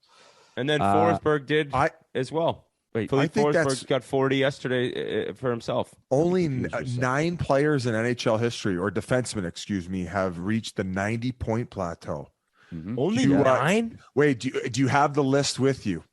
I don't have it with me. Oh, I think I could Okay. name this. Yeah, you got it pretty quick. Yeah, I you don't have want it's 8 names. Bobby to read Orr, off. Paul Coffey, Josie, Bork. Yossi. Bork, Leach. Larry Murphy's probably on there. No, No? I would say All right. no. Did Zubov get 90? I would say all right, so we have 5, right? Or do we have 5 or 6? Well, Yossi was the 9th ever. So No, I just know. said Have we Bork. named 5 or 6? I don't know. Holy fuck. Why can't we do anything? We have Yossi, Leach, or Bork. Who else did we just say? I said Zubov. I don't know if that's true, though. We You already said named 6. La- Now we- I can we only said- name 4. We said Larry Murphy, or RA. no, did. I said I don't think he did, but maybe he did. Or we Coffee, could- did I say coffee? Maybe not. Maybe we should just pull What up the list. about Denny Potvin? Did he ever get 90 points?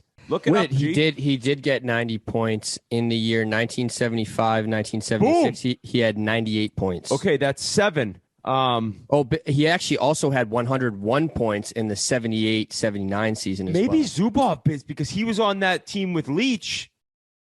Maybe Can you look up Zubov? No, never did. No, Wow. Zubov What? got 89. Zubov got 89 and 93. Oh, what 2 defensemen are we missing, guys? I don't know if never you got guys are going to 90. get this one. I don't Lidstrom know. never got 90. Do we say McGinnis? Like, there's no way we would get it, G? Give us the team most played games with. Before Yeah, my time, Calgary.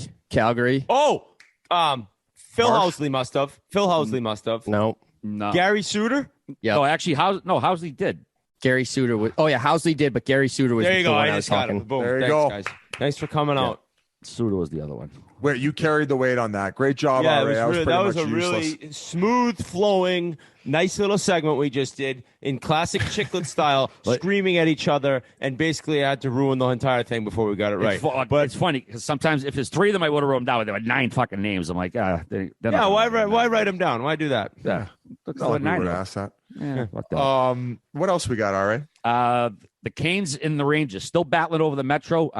Canes Carolina are won their pair of games over the weekend. Rangers lost to the Bruins on Saturday. So the Canes are in the driver's seat right now, but they do got a big game in Madison Square Garden. If the Rangers win that, they could still steal the division. So we'll see what happens there. Pretty cool scene the other day, too. Charlie McAvoy playing the Rangers. His sister, Kayla, doing an internship with the Rangers. She was behind the bench. They let her come up for the Boston game. So went over, gave her a little fist bump. Pretty cool stuff, helping out the older sister a little bit. And also during the game, did you see McAvoy bury his boy, Adam Fox, in the little skirmish in the corner? He's been throwing some lethal hits McAvoy this year. kills people. Yeah, he has. But just going back to Carolina, Freddie Anderson, who possibly could have been up for the Vezina Trophy, maybe he still will be, is injured. And all of a sudden, luckily, we have Antti Ranta. Boom, Ranta gets injured. So now there is a complete panic in Canes land. The Caniacs are looking at a maybe a start to the playoff without either one of their goalies. So I don't know how. It's so unfortunate, Whit. Anytime Ranta ends up getting the starting role, he can't go longer than a couple weeks, man. Something ends up going, and it's happened with the Coyotes all those years. I feel bad for him. I just don't know if it's something like structurally wrong where all of a sudden where he's getting too much of the workload. And to go back and allude to your point earlier, like you mentioned Leonard being kind of that good tandem type goaltender. Same thing with Rotz, if not maybe taking about 35% of the workload. And and maybe jumping in a little bit more than a traditional backup would. So as you said, Whit, I'm with you, man. If you lose both of those guys going into the playoffs, and I would imagine Freddie Anderson, if he does come back, it's not going to be more than maybe 1 or 2 games before playoff. Like, are they saying that he might come back before the playoff starts? RA? I haven't read that.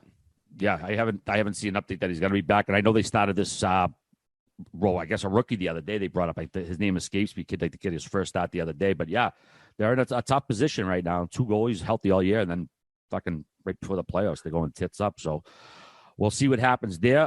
Calgary beat Dallas 4-2 Thursday to wrap up the Pacific. Then they spanked Vancouver 6-3 Saturday to pretty much put an end to the Canucks season. Flames 9-1-1 their last 11. They're going to play the wild card number 1 team, currently Nashville.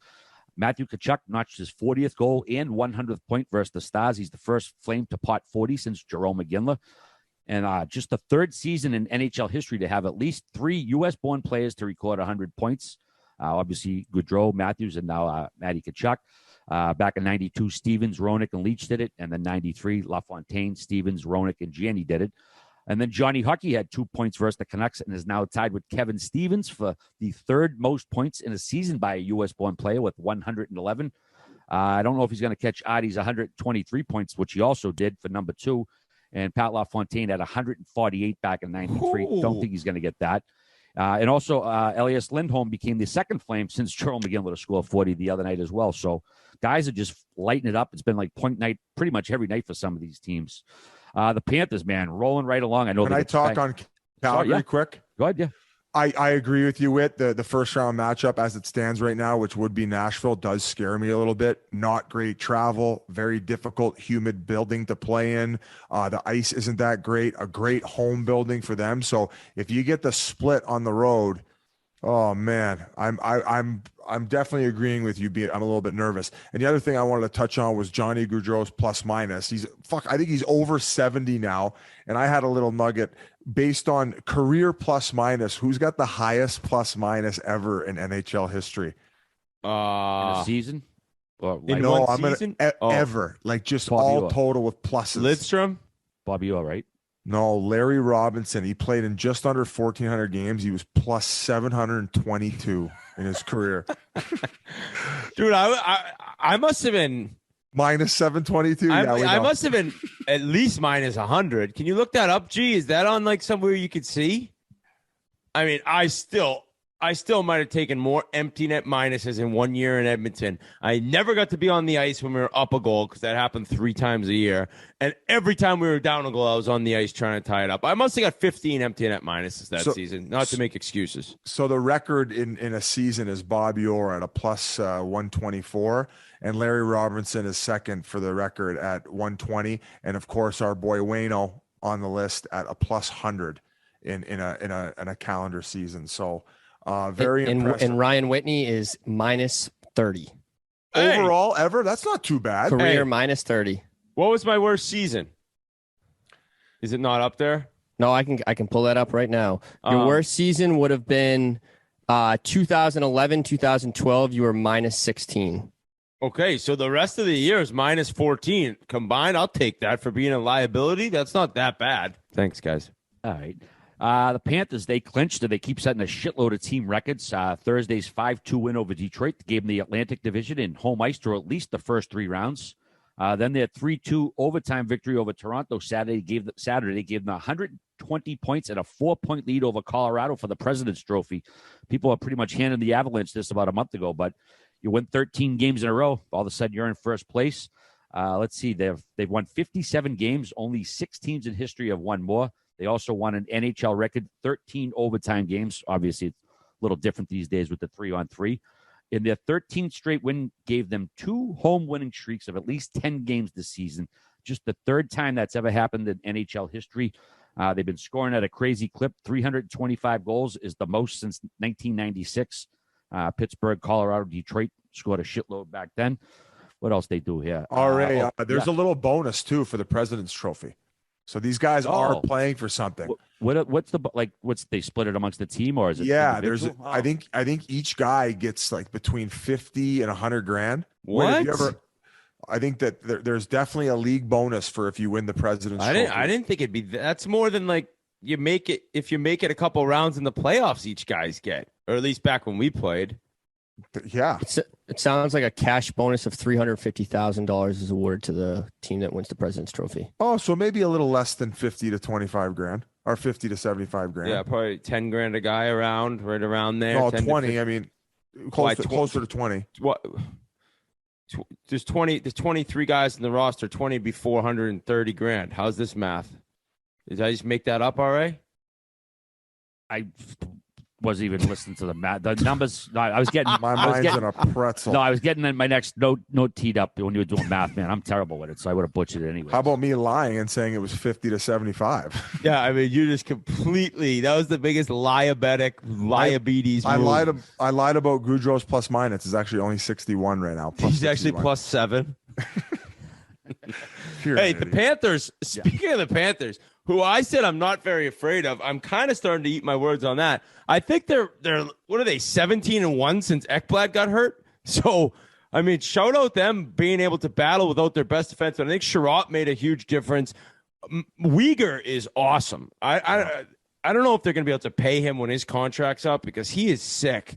He is fun to watch. He's physical. He's great offensively. Their team, I mean, just give me Tampa and Florida in the second round, which one thing is great. It means Toronto loses in the first round, which would be fabulous. And the second thing was just to reignite that rivalry that we got to witness in the first round last year. We saw last night or Sunday, Bennett and Sergachev. Bennett kind of beat the wheels off him. Yeah. And just the overall hatred between those two teams. If we could get another playoff matchup with those two in the second round as opposed to the first, it would be so good. It would be must-watch TV, and I'm really rooting for that to happen. I mean, Tampa put the boots to them last night, but at some point, I think Florida's winning streak was going to have to end. Yeah, that hate came quick last year, so hopefully we do get it again. The more they play, the more they hate, the better hockey. Like I was saying, Florida, 4.16 goals per game. That's the highest in 26 years since the 96 Penguins. And since Claude Giroux arrived, the Panthers are 15-2, and Giroux has 3 goals, 19 assists, fitting in there pretty nice and well. The only players in team history that have scored more points in a season than Sam Reinhart this season, Huberdeau, Barkov, Bure, and Jokinen. That's how good of a year he's having. 79 points in 76 games played. That jumped out at me, man. Imagine that, 44 guys in the history of the team with more points. What else? Well, they've been around for what? Like 30 years, and they've been horrendous for like 25 of them. So yeah. It's not that shocking. Yeah, still a feather in his hat. It's a great year by Reinhart, though. It's a hell of a season, and that team is loaded up front. So if they do get goaltending and Ekblad comes back, they probably could go on a run. I got to see it before I believe it. You know what I'm saying, Busy? I agree with you, bud.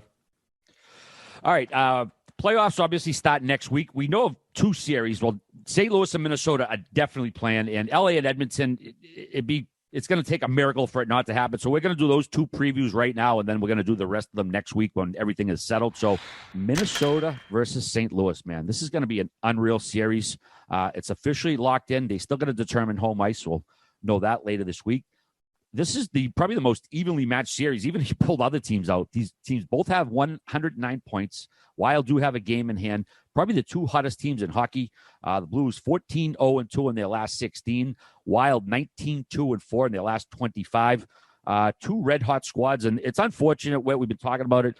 One of these teams is going to have to go home in the first round, and they're going to feel like a failure, but it's not necessarily the case. But I don't know, man. Who do you think's going to win this one? I don't think the fans deserve the fact that these 2 teams are meeting in the first round because they've had these unbelievable 82-game seasons in which they've rallied and put these fucking runs together right before playoffs, one of which is not even going to get home ice advantage, which is nuts. And Whit, I'm going to throw it to you right now. I would lean towards whoever gets home ice advantage wins the series. I'm going to just read this before I go into kind of Don't my hurt opinions yourself here. The Minnesota Wild are 15-1-3 since they got Fleury. They're playing the Blues in the first round. The 2 teams combined since March 21st are 33-5. 30 wins, 3 losses, and 5 overtime losses. The fact that these 2 have to play in the first round, I said it last podcast, is so unfair for the fan base who loses because both of these teams could realistically go on a run and win the Stanley Cup. No doubt about it in my mind. I'm picking the Blues. Really? I'm picking the Blues. I love Bill Guerin. I love Wild fans. This is a tough series for me because I love both of these fan bases. I love both of these teams. I'm picking the Blues. And the one thing I'm saying, my Ryan Whitney guarantee is this goes 7 games. So what's going to happen is Minnesota might sweep them now. But nonetheless, it is going 7 games, and I'm on the Blues. And the reason I'm on the Blues is depth down the middle, okay? I look at O'Reilly. I look at Thomas. I just the centers that the Blues play. Okay, they every single night you can get great all-around play from all of them, and that's not that is not saying that you can't in Minnesota. But O'Reilly, Thomas, and then Bozak. Kairu's playing with Bozak and Barbashev right now. It's like that is the third line technically when you look at the listing. Tarasenko, Thomas, and Buchnevich is their best line, I think. But then the way Perron plays with O'Reilly, who in the playoffs is a complete beast, and then Brandon Saad, who's won Stanley Cups. It's Saad, excuse me. I shouldn't have said Saad. The forward depth up front is so good.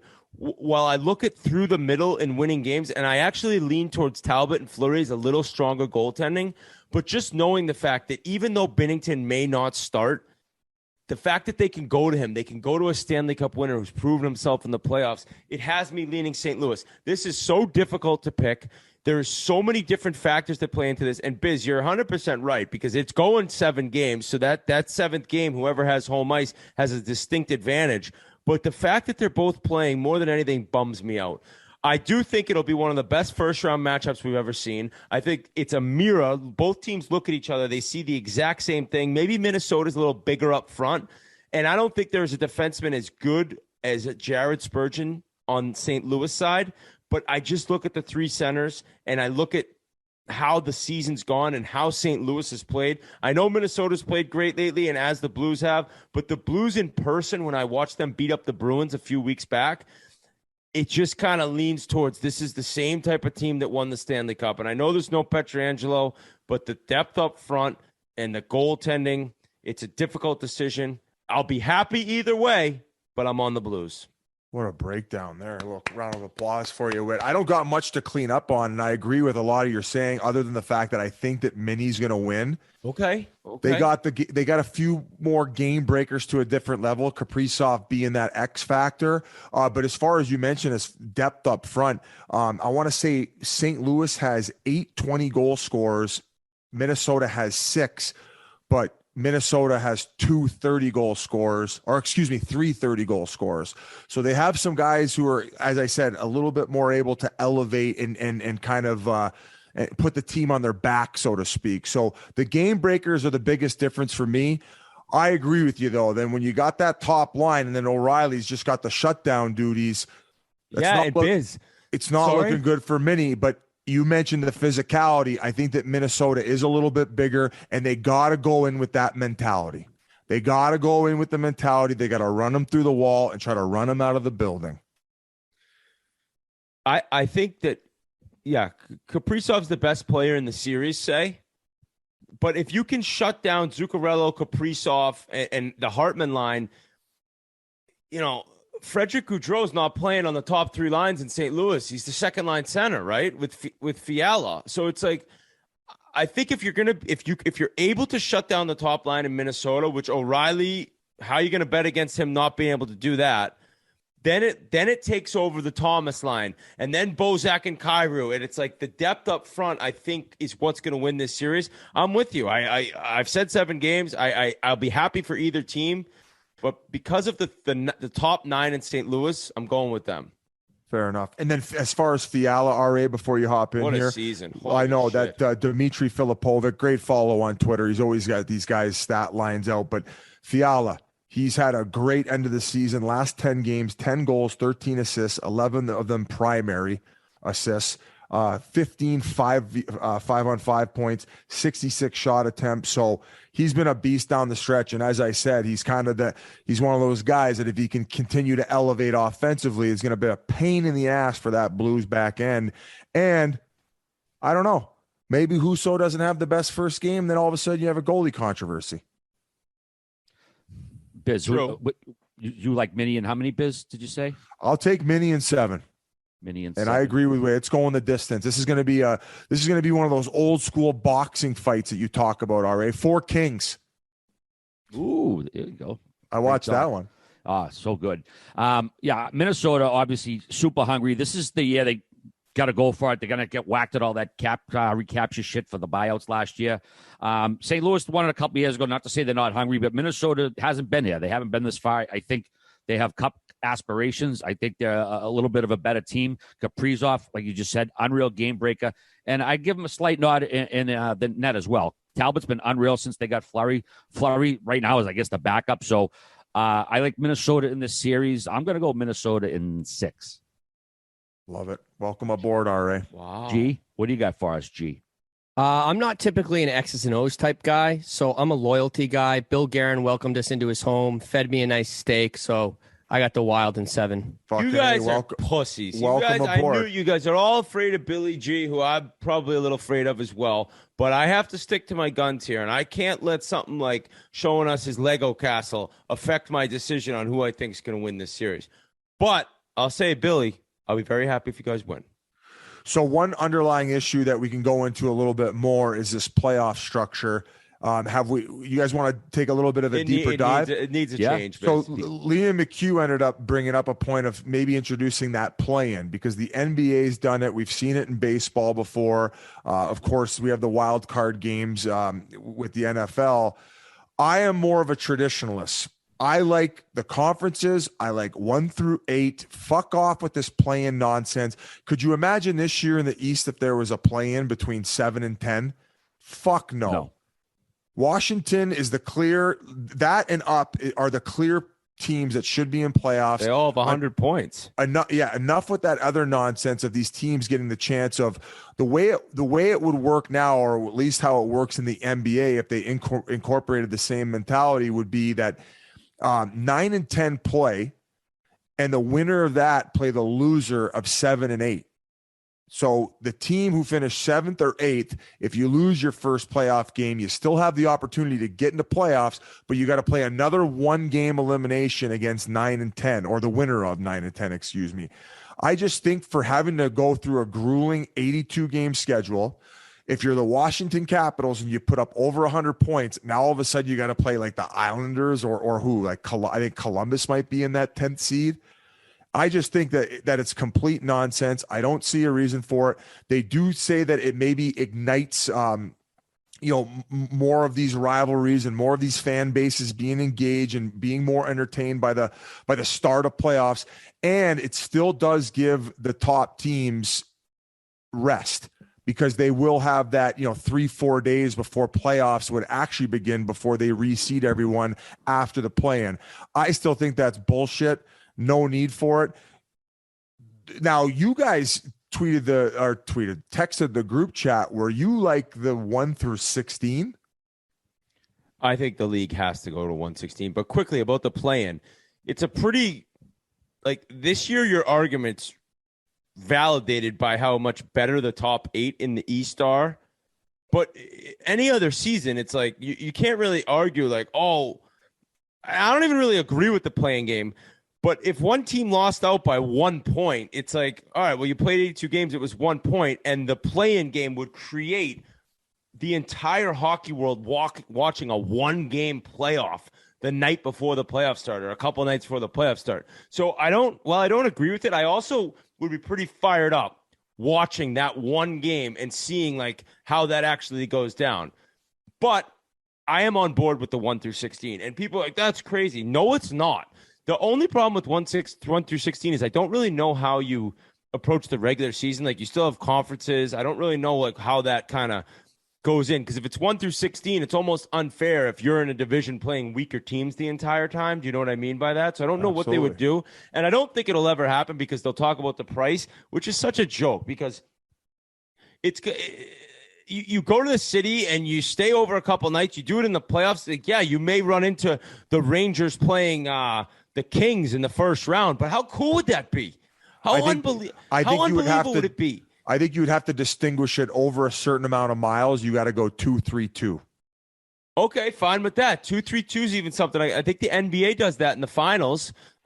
Maybe they do that the entire time. I don't know, but I just think that if you all of a sudden had the regular season end and the Colorado Avalanche are facing off against, I don't even know, say the Buffalo Sabres are the 16th team next year, there would be an excitement and an overall kind of different fan bases looking forward towards wow, this is the craziest matchup in the first round. And all of a sudden the first seed and the president trophy winner, they have a distinct advantage, right? I mean, you look at Colorado. I mean, Calgary this year, like they're second. They got to play Nashville as opposed to if they were second and they got the 15th, which I guess might be Nashville anyways because the East is so strong. So that made no sense. But I just think overall, 1 through 16 would be so exciting for fan bases to get playoff matchups that you normally never see. And there's plenty of times where it could be Toronto, Boston and be normal. But I just think it would change so much and make it pretty exciting for fans and players alike. You said it. You lose me on the advantage of the fact if you're playing against a conference that's a lot weaker, especially a division. The reason I like the 1 through 8 in the conference is because then you play most of your games against conference opponents, and then it's one home, one away against the other conference. So if I'm the NHL, I go back to simplicity. I go seed the 1 through 8, and whoever gets eliminated in the first round, you just restack the deck from best team plays the worst team, and then the 2 middle teams play. RA, what do you think about all this nonsense? Fuck the playing games. They're just a money grab, ratings grab, which, hey, that's what they're in business for. But teams should be busting the balls all season. Then what, you're a 6 seed and you lose a game and fucking... No, 6 seeds are past it. 7th would be... But even if you're, whatever, you lose one game, you're out. I don't like it. Just have the fucking... The format the way it is. You play the whole season. I don't think you should expand it. Not a big fan of the play-in. 1 through 16, where we were texting about it last night. I highly doubt this is ever going to come back to the NHL, but I did look up the old playoff formats. It's pretty interesting what they used to do. Back in the 79, 80, and 80, 81 playoffs, they seeded everyone 1 through 16. Then they did a best-of-5 preliminary round. Then they reseeded after that 1 through 8 for the quarterfinals, and then they reseeded after that for the semi. So it was pretty wild because you didn't know who was going to play. It was like putting teams in a fucking hat and pulling them out. That's exciting. It absolutely, man. The fact you can have any possible combo of teams in the Stanley Cup, that to me is a huge allure. But that's the other part. Exactly. If Boston, Montreal met for the Cup, it's crazy to think about what could happen. Yeah. So what they should maybe do, RA, is they should do it like a draft lottery for the format at the beginning of the season, or actually when they do the draft lottery as to what it's going to end up being.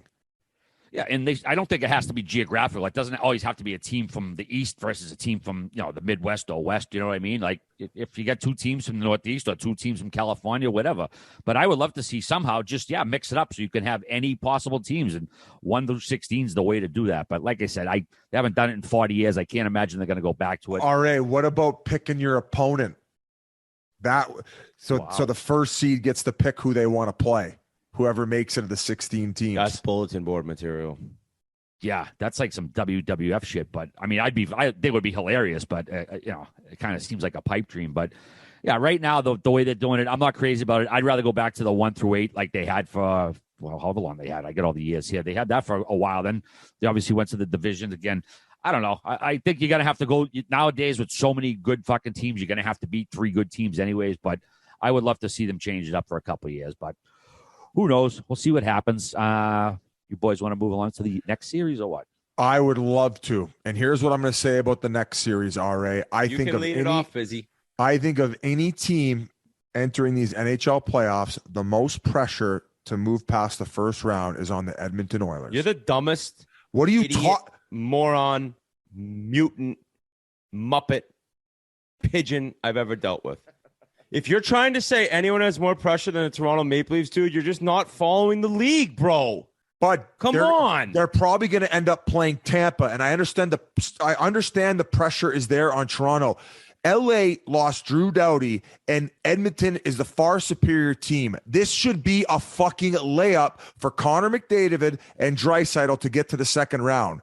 You can disagree with me all you want, but I want the fans who are going to hear this to decide. I think that if Edmonton draws LA, which is pretty much the case, and I think it's concrete, 99.9%, it's birth control at this point. If they don't fucking beat the LA Kings minus Drew Doughty, this is fucking blow it all up. Blow it all up. Because I know if the Toronto ends up losing to Tampa, you're going to say blow it up too. But they're the back-to-back defending champs, and look how many points they've put up. The fact that LA's even in the playoffs is a jaw-dropper. Hey, and all the kudos to them. They've battled through ample amount of injuries. They've faced tons of adversity, and they somehow found a way, despite Vegas trying to make this late push to get in, have been scathed off. biggest layup of a first round series for the Edmonton Oilers, maybe in franchise history. If they don't lose, Whit, you should have to pierce your horn just like your fucking ear. If they don't win, you mean? I actually was going to come on here and say, lose. If the Oilers lose this series, blow it up. I was going to say that. So I'm in agreement with you. Trade Draisaitl. And it's not even his fault, but just you have to, you're not trading McDavid. You got to trade him. That would and I'm not even kidding. If they lose this series, first of all, if they missed the playoffs, it was just going to be. You called me an idiot, and you called me because you know why I called you an idiot?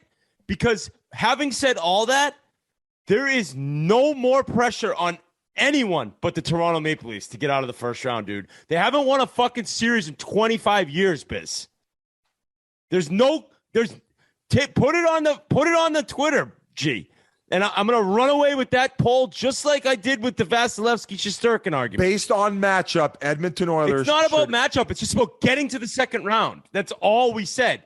You can't take the matchup for me is important in the fact that if Edmonton loses, it is pathetic, it is embarrassing, and they should blow it up. Yes. On a separate side discussion is more pressure to move to the second round is still the Maple Leafs. That's why I called you a Muppet. RA? My pick or referee, I'm not sure what you want from me there. Who has more pressure on them to get to the second round? I mean, I don't know, man. I mean, Toronto, there's obviously a microscope on it, but dude, Edmonton, people wait for them to move along too. I'm not going to say they got to the second round like 3 years ago, didn't they? They got to go on a run, man. I know. I think it's probably equal, to be honest with you. I'm not. I think it's a coin even. flip. I think you can make a valid argument for either. They're both under huge amounts of pressure. You're with Whit? I'm with. Yeah, I'm very much with Whit here. Okay. Well, Ari, I appreciate you being, not biased about it and giving us a very level-headed opinion there. Now, Biz, I'm with you though. The best draw you could ever imagine. Oh my God! No offense to the LA Kings, but the no doubty thing is monstrous. The worry I have is Jonathan Quick just completely stands on his head, which is not out of the realm of possibilities. Johnny's a pizza. I think that if he were to actually steal the series, then you're looking at, all right, yeah, you got to blow it up. They lost to the friggin' Kings without their best defenseman. But we could not have hoped for a better matchup. And the way that we're buzzing, Mike Smith looks phenomenal. The Edmonton Oilers, I think they got the number one PK since Woodcroft took over. I was actually invited by the Oilers to go up and really take in a game. I was going to be the guest of the Edmonton Oilers. Once an Oiler, always an Oiler. I can't make it. But I just imagine that barn rocking. Home ice advantage in the first round.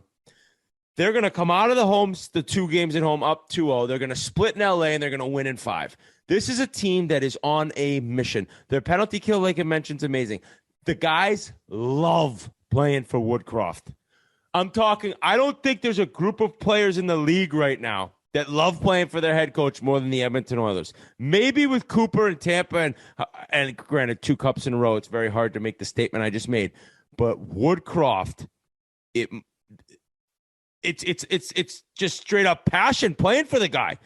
They've changed the culture there with a new head coach. They have Evander Kane playing like an absolute stud with 21 tucks in 40 games. Is that what he's got? He's on another level. I mean, this team is actually finally turned the corner and become a team that if Biz said it, if they don't get to the first round, blow it up. Guys, if I could just chime in here, I posted the Twitter poll. And it has 1,500 votes already, and it's 92% Toronto, 8% Edmonton. Okay. Twitter's the no. Laugh it up, Whit. Actually, Whit, you hang out. Whit, hang out right there. I got a surprise for you. Okay, you guys can josh a little bit. I'll be right back. I got a surprise. Oh, he's gonna come back with a T-shirt with up, Flames, Coyotes, Leafs, Wild, and the Atlanta Gladiators or something. It's one of his coast teams. Okay, so Edmonton, the way they've played lately, it's very hard for me not to be super excited about them going in. I mean, all right, I got them in 5. What's your announcement or prediction? You know what? You're picking LA, aren't you? I have a future on them, so it's like I feel like I gotta pick them, and how do I justify it? Yeah, you mentioned Quick. I could totally see Quick outplaying Smith. I mean, he's 40-something years old. I mean, he's one fucking pulled hammy from getting bounced out. Then you got to put Koskinen in. Oh, then it's a whole different series. I'll tell you, I know they're missing Doughty, but these kids they've been putting out there. Jersey, this kid Jordan Spence, 21 years old, averaging 19:39 a game, ice time. These kids are stepping right up and they're playing really good. Yeah. Good luck with McJesus. No, they are. But here, I wanted to ask you guys, who, if you're our LA's coach, who are you putting on McDavid, Danault or Kopitar? Danault. I think you let Danault because then you have Kopitar focusing on a little bit more offense. I think that's what they've kind of approached this season, yeah. Although Danault has been everything and more than advertised, his offensive game has flourished under the LA Kings umbrella, like way more so than he was in Montreal. Now, Whit, going back to you, I know you're kissing God's green earth and counting your blessings at the fact that you got this first round matchup, but just in case you fuckers run in to the Calgary Flames, I got you a little present, my friend.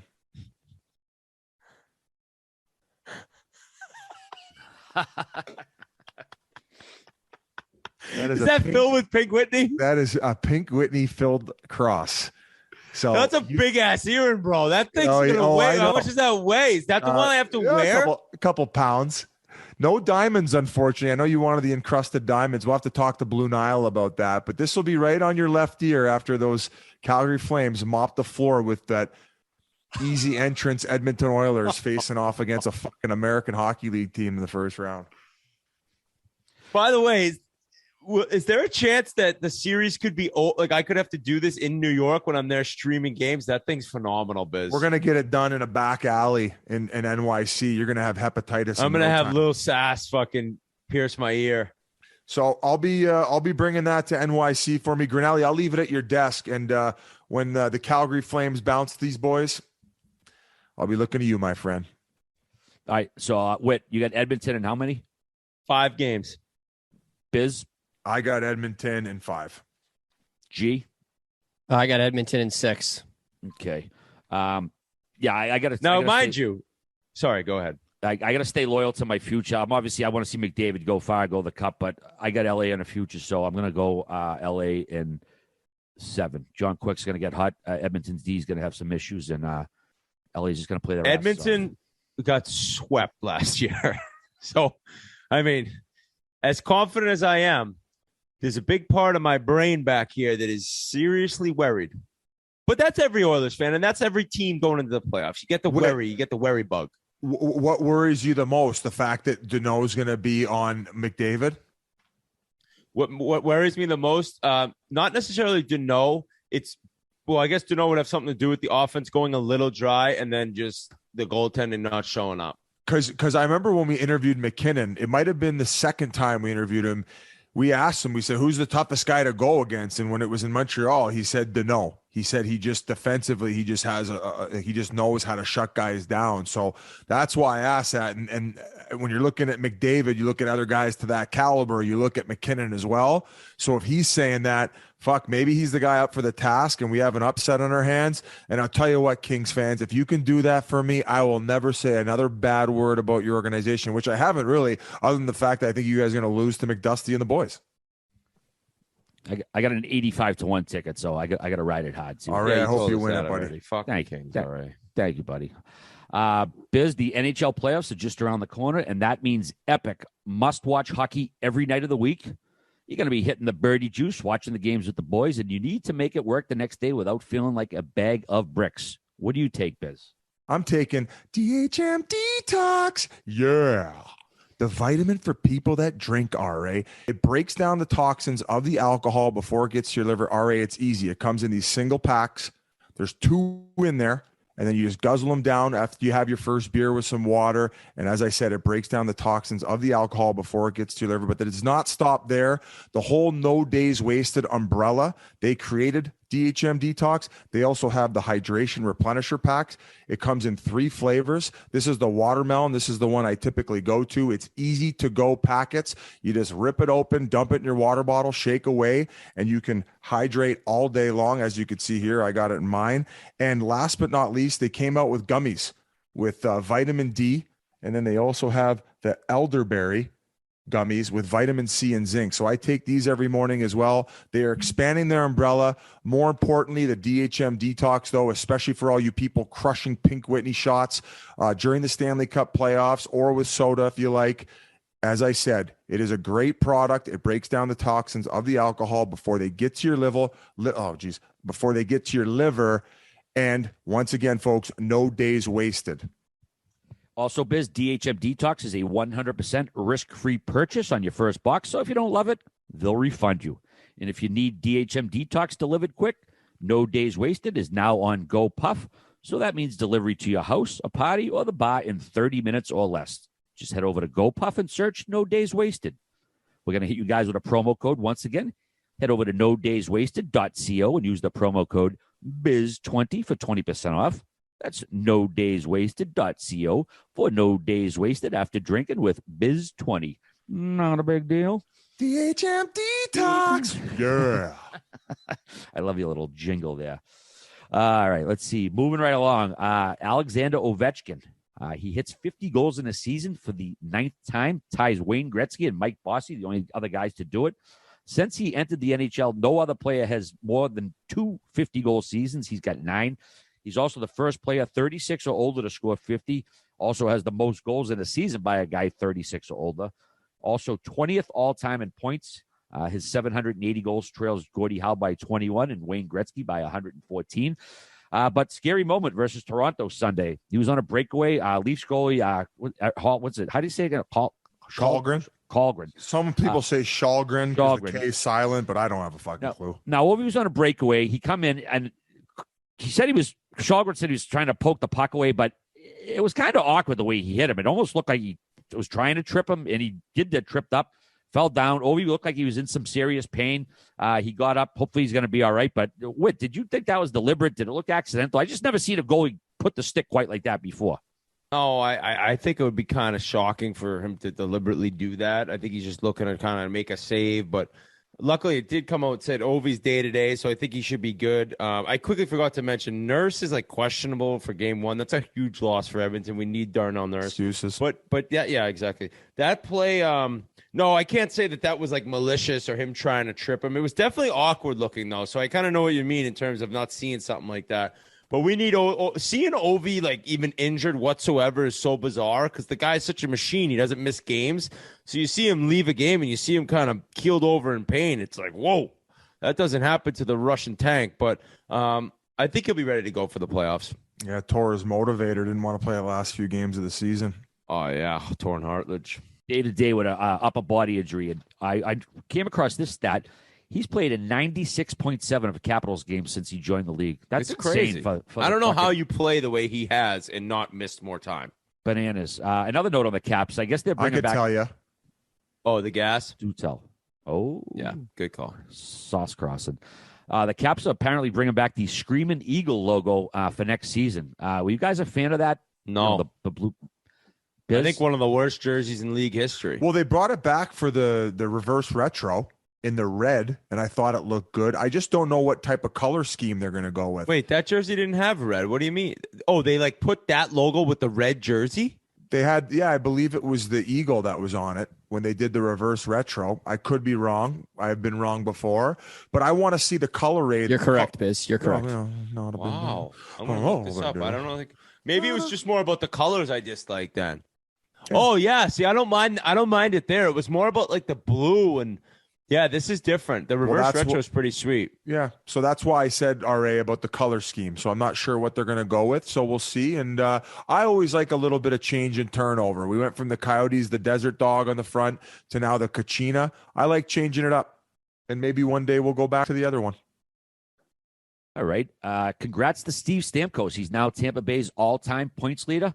Let's see, he had a goal and 2 assists versus Toronto Thursday night.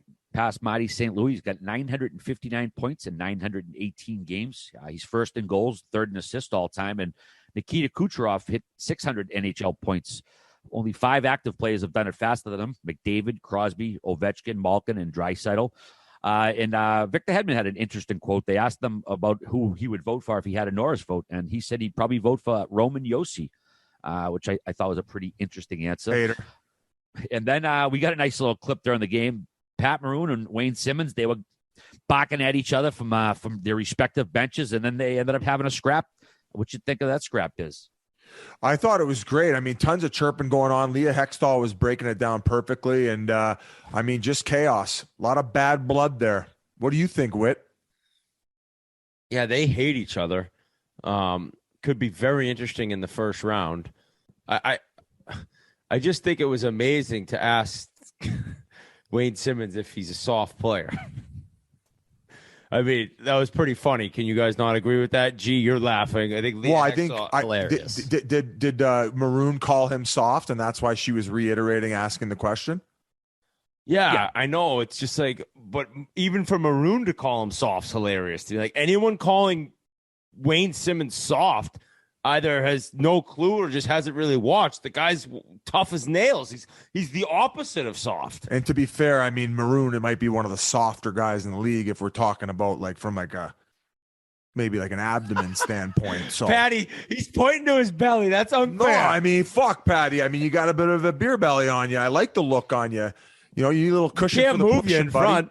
Yeah, you need a little cushion for the pushing, right, Rear? Absolutely. I mean, I got no ass, but yeah, in the bedroom. I don't think Patty does either. He's just got a barrel on him. Can I ask you guys a quick question? Did you guys see them just laughing while they were fighting? Have you guys ever seen that before? They were hysterically Cam laughing. Jansen was always laughing when he was fighting. But both guys? I don't think I can remember I don't know. that. I wouldn't. I mean, we're not much of the statisticians around here, or one for memory, so I couldn't tell you off the top of my head. But definitely a McGrattan laughed a lot. McGrattan laughed a lot. Louis fighting Biz. Yeah, he's a sick puppy. Yeah, he was real sick. You basically, if you get a couple sick puppies together, then they're going to be laughing while they're punching each other in the face. Yeah, more or less. A couple of lunatics. Congrats to our buddy, Trevor Zegras. He set the Ducks rookie season scoring record with his second goal versus LA the other night. Gave him 58 points. They asked him what he thought of it. He said, not a whole lot, to be completely honest. Individual records come from good teams, and I can't score out there by myself. I played with a lot of good players since I've been here. It's a compliment to them. Giving props to his teammates, Trev. Austin Matthews returned the lineup Saturday after missing 3 games, but Michael Bunting was hurt, Biz, your boy, after falling awkwardly. And the team initially said he might miss some time, but he felt better Sunday. He was going to be getting looked at Monday. Haven't seen an update yet today. He still leads rookie scoring with 63 points. Is he going to be back out there, Biz, or what? They did a mock list of what he would finish, and he finished second with. So. I saw a lot of people have him in the 3 ballot, in the 3 hole. That's going to be a tough. Was that a $500 bet or a $250 bet? That was a $500. We'll see though. It's not. We're not out of the woods yet, but they're going to need him back. Ra. I mentioned how he's a sandpaper. Big loss. That's a big loss. I mean, that top line's been buzzing. One of the best lines in hockey, regardless of how you feel about him and his age, and the fact that he's close collecting Social Security. Who cares? He's leading all rookies in points. He's got a shit ton of even strength points. He helps drive that line. And between Marner and Matthews, Marner's the guy who dishes, Matthews is the guy who shoots it, and then Bunting's the net front presence. And he'll go to those greasy areas at the top of the crease. So, yes, this is a level of concern. We need him 100% going into playoffs so we can knock off the Lightning. I'm not sure if you boys saw this clip. Ottawa forward Mark Kostelic, he scored his first NHL goal versus Montreal. Then he probably got in a fight right after with what's his name, Michael Pezzetta. Wasn't like the best scrap, but you ever see that? Like a guy scores his very first goal, then have a fight immediately after, same time. Biz, yeah, ring a bell. Like you mean as soon as it goes in, just shed the mitts and chuck him? Yeah, guy bumped into him. Yeah, happens sometimes. Maybe not the first ever goal. Yeah, that's what I was getting at. To have the first goal in your first fight at the same time, just a unique situation. But hey, welcome to the NHL. You got a second goal later that night. Let's see. Hey, not a lot of highlights for the Coyotes this year, Biz, not to pick on them, but we got a great one Saturday night. The team called up Boko Waimama. He scored his first NHL goal in his second NHL game in front of his parents and his sisters. Just an awesome highlight. He was Tampa Bay's 6th-round pick at the 2015 draft. Boko's been in the minors for pretty much 5 full seasons, had never played in the NHL. And, he's gone through a lot of bullshit, too. There have been, some ugly incidents that he was on the bad part of. And, he's had to deal with a lot of that, racist bullshit. And it's nice that Arizona called them up. I know they had some injuries. They had some spots to fill, and they brought him up. And he got an unreal tuck, man. Galchenyuk threw the spot to him, barreled to the net, got a nice fucking goal. And, man, I hope they keep him up for the rest of the year. It's just like a real heartwarming story, Biz. Do you know Boko at all?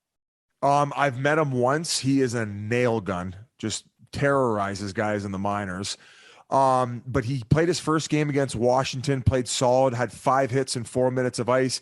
Unfortunately, because of travel issues, his family wasn't able to attend his first NHL game in Arizona.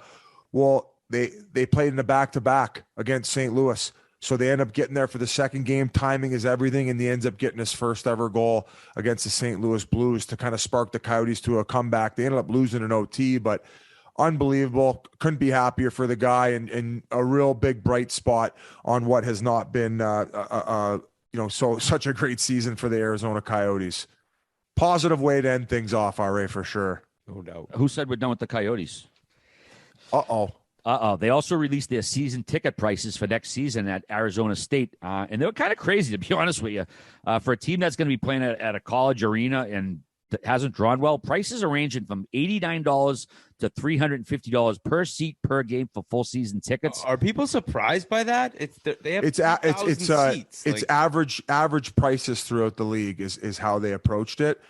I guess some people are pissed off, but you're sitting front row at an NHL game. Yeah, I just thought they'd be a little cheaper given the circumstances of the franchise, and they're playing at a college. I think they're approaching it from a very loyal standpoint, where they're going to put a certain amount off for season ticket holders who have to live in the area.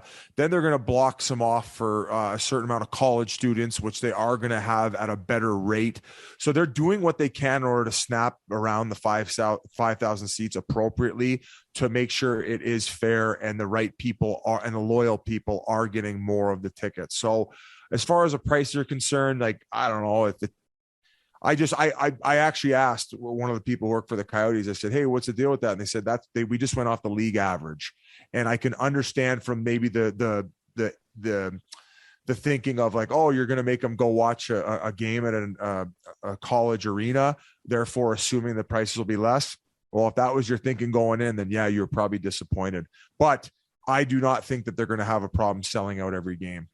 And given that you're right by Old Town and you're in such a far better area, it's going to be, I would consider it to be like a mini Vegas from you come here for a bachelor party or for a boys weekend or a bachelorette party, and you can easily go attend any of your team's games, just maybe not for the discounted price that you had in Glendale beforehand. Yeah, I guess I'm thinking too, if you're college kids, are they going to get a discount possibility? But they're going to have a section. Kids. They're going to have an area where they are going to provide tickets for the students. We should make it the Pink Whitney area. No, we're in talks to get a box. Oh get my Pink God. Whitney box for us. Oh, baby. And that is going to be so. Actually, coming up this Friday is for all the loyal merch buyers. We ran a contest. And the people who ended up winning the contest are coming to the final Coyotes game. I'm actually going to go meet them for a beer on Thursday. Oh, nice. Deliver the tickets to them. They're going to get their own personal box in Glendale. But moving forward, the hope is that we could come to an agreement, make a Pink Whitney box of the limited supply that they do have at the ASU building, and run charity work through the Pink Whitney Foundation or what, we're obviously there's a lot of wheels in motion here, but there's a lot of amazing things we want to do for our fans to bring them to enjoy this experience and to come to town and have a few fun nights on us. And especially if you're a loyal merch buyer or a loyal listener of the podcast, we'll have plenty of contests on our social media to be able to provide the option to win those tickets for the box. And that's, of course, if we lock it in. So I hope we can get that done, folks, and you can come check it out. One other thing, Bettman says there may not be material difference between the revenue at Arizona State and in Glendale. He said, quote, "In fact, under one projection that we've done, we think they may do better at Arizona State. Either way, get those game time apps ready for those Sun Devils down in Arizona State. Get some nice tickets for you. How about Phil the Thrill being a hype man for Loud Luxury? Was that in Vegas? Gee, what was up with that video? No, that was in Maya. Scottsdale. Oh, okay. Maya. Oh, okay. That was wasn't he like, what do I say? I couldn't. I don't think he knew what to say. He's like, let's fucking go. Go, yeah. I love seeing Phil I think the there Thrill was just 3 ripping it people up. in the crowd who knew who Phil Kessel was. Yeah. And not to take anything away from Phil, it's just Scottsdale. Not a ton of hockey fans buzzing at Maya, popping Molly, listening to Loud Luxury. Hey, no. No. All right, boys, before we move right along, I want to talk to you about our friends over at Sport Clips. I don't take my broken phone screen to a mechanic for the same reason I don't trust my hair in the hands of my grandmother's stylist. I want someone who specializes in me, and the experts at Sport Clips are trained specifically for guys' hair. Long, curly, short, thinning, thick, chubby, skinny, whatever you look, they know how to cut and shape to your hair to fit you best. They have an MVP of haircut experience, awesome haircut, hot steamed towel, invigorating shampoo, neck and shoulder treatment. It takes a haircut and it turns it into an event. It takes your day and it turns it into a mancation. It will have you walking out feeling 10 feet tall with the confidence that says, bring it on. Sport Clips also has online check-in, so you never have to wait for your cut. Sport Clips, the pros in men's hair. That's where I went for this nice fade. I don't know if you guys saw it on the TNT I saw that broadcast. fade. High and Little tight. kid and play, you look like kid and play action. Let me see Sport the side. Clips. Oh shit! Oh yeah, right down to the wood. Yeah, I noticed that on TNT the other day. Boys, I read a story this week, and it really grinded my fucking gears. We got another grind my gears. What's dude, coming right now? What happened? A Zamboni driver for the Red Wings, Al Sobotka. He was let go earlier this year. No one knew why. He ended up filing a suit against, I assume, the building where the Red Wings play. He was fired for pissing in a Zamboni drain, okay? He's a 65-year-old guy, 68-year-old guy. He has a condition called benign prostatic hypertrophy, which causes a frequent and uncontrollable need to piss. All right, now, I'm not even 50 yet, and sometimes you got to get there quick, and it's not fun getting hold of the pissing, man. I can't imagine being 68 when this hit you quick. Now, this guy, he wasn't in the fucking public area. He was in a shut-off zone between two Zambonis where the water goes in the drain. Shut off from the public. It's an all-male crew.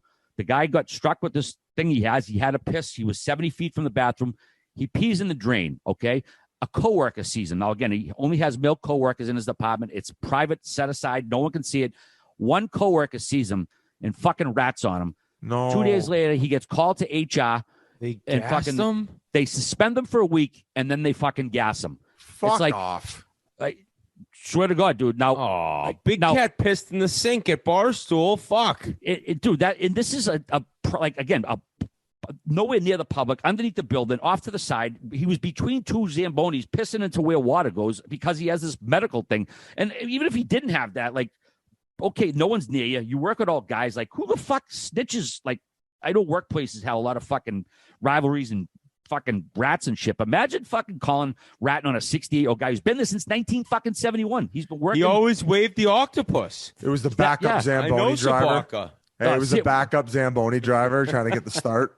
Like, and I know, workplaces, people are jealous and their rivalries and all that shit, but like to fucking snitch on a guy for fucking pissing at that age, dude, like, you get older, man. It's fucking, it's you talk to old guys and it's like, yeah, pissing becomes a fucking chore. It's done in installments. And like, you're going to rat on a fucking guy who's close to 70 because he had a fucking piss spur of the moment and in a private thing, dude. Wicked fucking snitch. I hate that. Drives me crazy. So anyways, he's suing.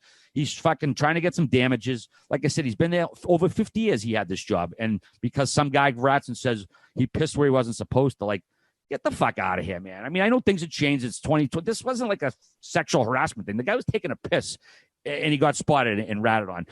Grinds my gears. I hope this guy takes fucking them for whatever he can get, man.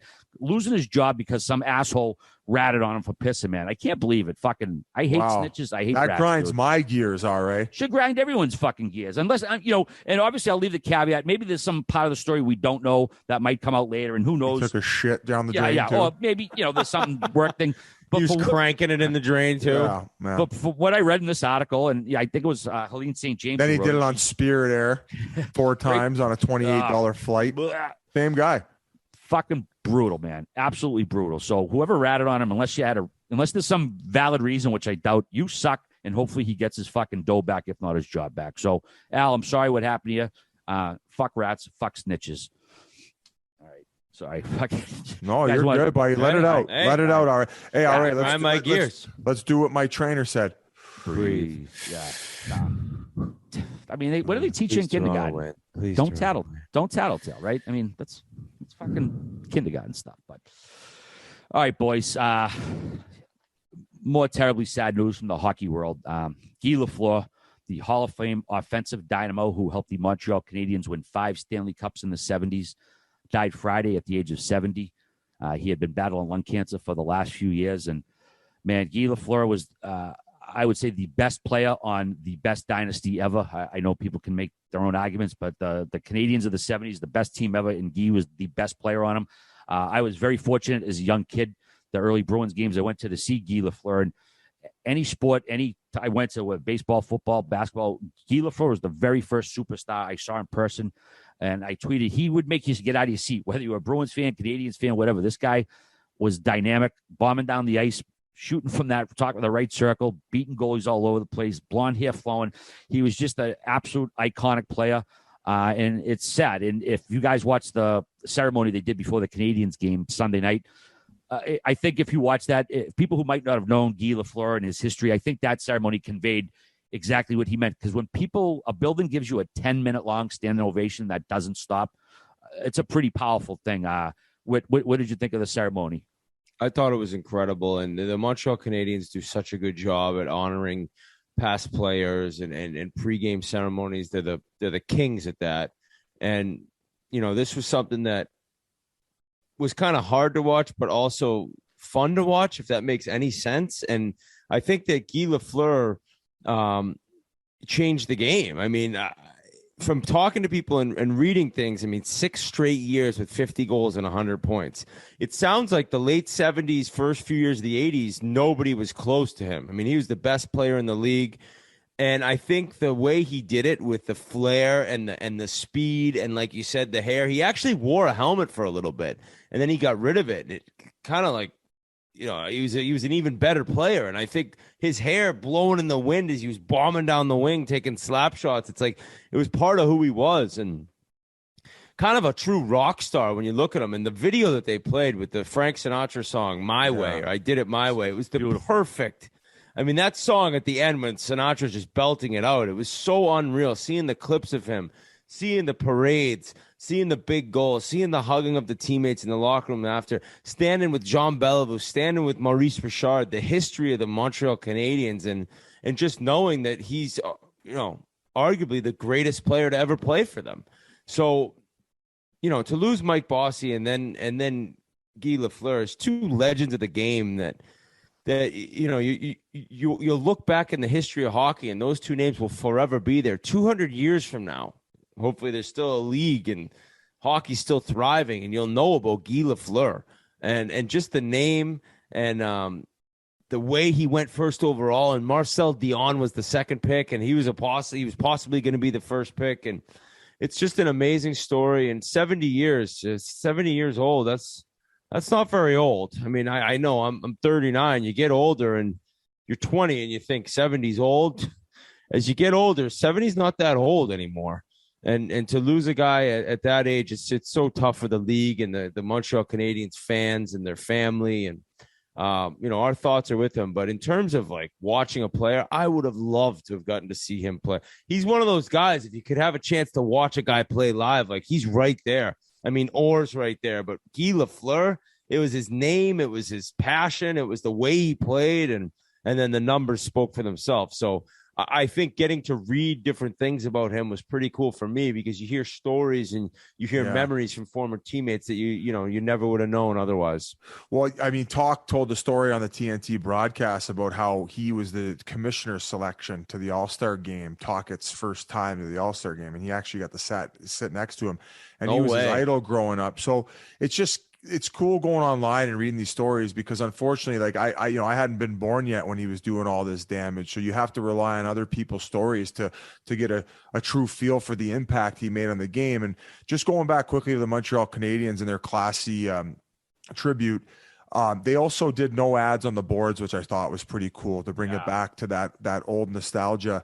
But when you're a French Canadian kid and you have the weight of the world on your shoulders when you get drafted first overall to the Montreal Canadiens, and then you go on to accomplish everything as expected and more, it's just fascinating. But what you keep hearing the most is just the way he carried himself. And, when you look at guys like Wayne and all the greats, like Guy Lafleur, Bobby Orr, Gordie Howe, it was how they were ambassadors of the game and how they made, you know, the fans and the people around feel when they were a part of it. And, you know, to take the time and say hello to every single fan, shake their hand and just give them that time of day is very special. And where you kind of attested to it in the fact that, like, the reason the league is where it is now is because of the guys like that and taking that and going the extra mile, not only on the ice in what they were able to produce, but also with the fans of the game. So just a giant. RA, you described it at the top of the show as we lost the giant, and that's exactly what we lost. And I'm sure RA, tons of hockey fans. Oh, no, you're good, buddy. I noticed after 84, 85, he took 3 years off and then came back and played 3 more seasons with the Rangers and 2 with the Nordiques. Do you know why he didn't play those 3 years? Yeah, he retired and decided to come back? Well, he had a dispute with the owners of the Canadians at the time, and so he retired. Like I think they were basically lowballing him. And he actually retired rather than play for what they wanted. Then he come back, played with the Rangers. Then he come back with the Nordiques, and because he scored, I think, 2 goals and for him, and the place went nuts for him. I mean, he scored him as a Ranger, so very unusual to see a Ranger goal get stand the O in the Forum. But that was Guy Lafleur, and also too, I think I meant to say he brought elegance back to the game too, because you got to remember that the big bad Bruins won 2 cups, then the Flyers come in and gooned the league out for 2 cups. And then, Guy Lafleur comes along with the rest of the Canadians, and they kind of brought back this, like sort of classy style and elegant style and, hockey as it should be played. And, it's just a beautiful game. And they brought this sort of elegant style of playing hockey back. And then ever since then, obviously been some tough teams or whatever, but we never had that era like we did with, the Flyers just beating the fuck out of people to win Stanley Cup. So he also, when you say change the game, he brought back this sort of elegant style of play.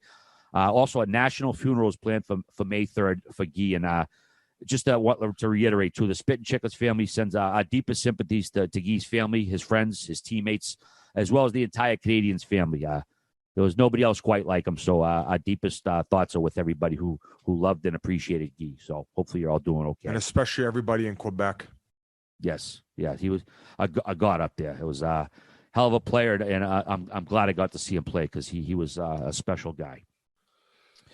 Tough way to end the show. Yeah. Well, I think we can have one final laugh. I think before we close up the shop here. You guys saw this video of this absolute knucklehead sitting on the plane with Mike Tyson. Oh my God! I mean, a guy had to have been shit faced because who would fuck with Mike Tyson like that? But that guy was so annoying in the video. So how annoying would he have been in person? And then to piss Mike Tyson off enough to beat you up on a plane. Dude Mike Tyson should have killed that guy. By the way, that guy has like a rap sheet too. That guy's an idiot. I couldn't believe there's no video of Tyson actually beating him up though, right? It's real grainy. I saw the punches. Yeah. Oh, you did? Yeah. It's grainy. I actually, I invited, so I ended up meeting Brock Lesnar at the Four Seasons the one night when all of us were having a few pops after one of the broadcasts, and we exchanged numbers, and he was in town vacationing with his family, and he came to the Coyotes game against the Washington Capitals, and we ended up putting him in one of the boxes. And when I went down, we actually, that came up, and he said, "Bud," he goes, "same thing happened to me. When I think he was in the UFC at the time. He was sitting first class. He said he had this guy just barking at him nonstop, and he ended up turning around and bopping the guy a couple times too." So it's just a classic case of these big dogs. When they go out, you just meet the right asshole, and they just try to get you off your, try to rile you up, and then next thing you know, they're probably filing a lawsuit to get you back with it. Beer balls. Biz, you ever been close to duffing someone? Like, sure, you probably gotten shipped like that before. No, not like a guy being like, "Oh yeah, what are you, a tough hockey player?" Like I used to get in bar scraps when I was playing in the American Hockey League. So that was the extent of it. That was just the dumb shit that I was doing back in the day. Never because they wanted a shot at the title, so to speak. I just can't believe that guy thought he was that funny. It's not even funny what he's doing. There was no sort of quality to what he was doing that brought any sort of entertainment. I'm surprised his buddies weren't like, "What are you doing?" It seemed like they were egging him on. It was just a bizarre scene where obviously those guys were shit-faced, but I really wish Tyson broke the guy's orbital or something. Do we know if he got injured? He had a couple marks on his face. I don't think he busted. Yeah, that's not enough. That's not enough. I mean, I hate when people hover over my shoulder, even if I'm typing, let alone being on one of those pods on a plane and some drunk asshole is like impending day over your fucking shoulder, man. Oh, I'm surprised Tyson didn't break his fucking face. So, yeah, smart move. Get drunk, start a fight with Tyson. Good luck with that, Peckerhead. It's All right, like boys. as smart as saying the Leafs have less pressure than the Oilers. Ooh, I actually think it's crazy that it was that one-sided in the sense of it probably wasn't described in the tweet that they are playing the LA Kings. Half these guys voting are probably not even aware who their matchup is. Well, that was fact kind that of it's a layup. my argument that the matchup doesn't even matter. It's just like if Toronto Toronto should move. The Maple Leafs should have to move out of Toronto if they don't get out of the first round. No, they should have to allow another team within the radius. Yes. So Yes, they can yes, add yes, another yes, yes. Toronto team because they keep cock blocking. I think they were trying to do a team just outside of Toronto. Hamilton. Weren't they going to do one in Hamilton or something? But yeah, NHL is like, nah, that's not. Yeah, it should be like the No, Mets they gave and the them an Yankees. outdoor game as a consolation prize. And it's Tim Hortons. Well, guys, next time we chat, we're going to be talking about some NHL playoff games. Yes. So what a long regular season. We finally get to the promised land, the best playoffs in pro sports. I cannot wait for the action. And we're going to be coming to you 2 times a week. So next week, it's just 1. And then after that, we start 2 times a week for 3 weeks. And we thank you guys so much for listening. We're as excited as all you are for the next 2 months of action here. And don't forget to subscribe and like the latest Sandbagger on our Spittin Chiclets YouTube channel.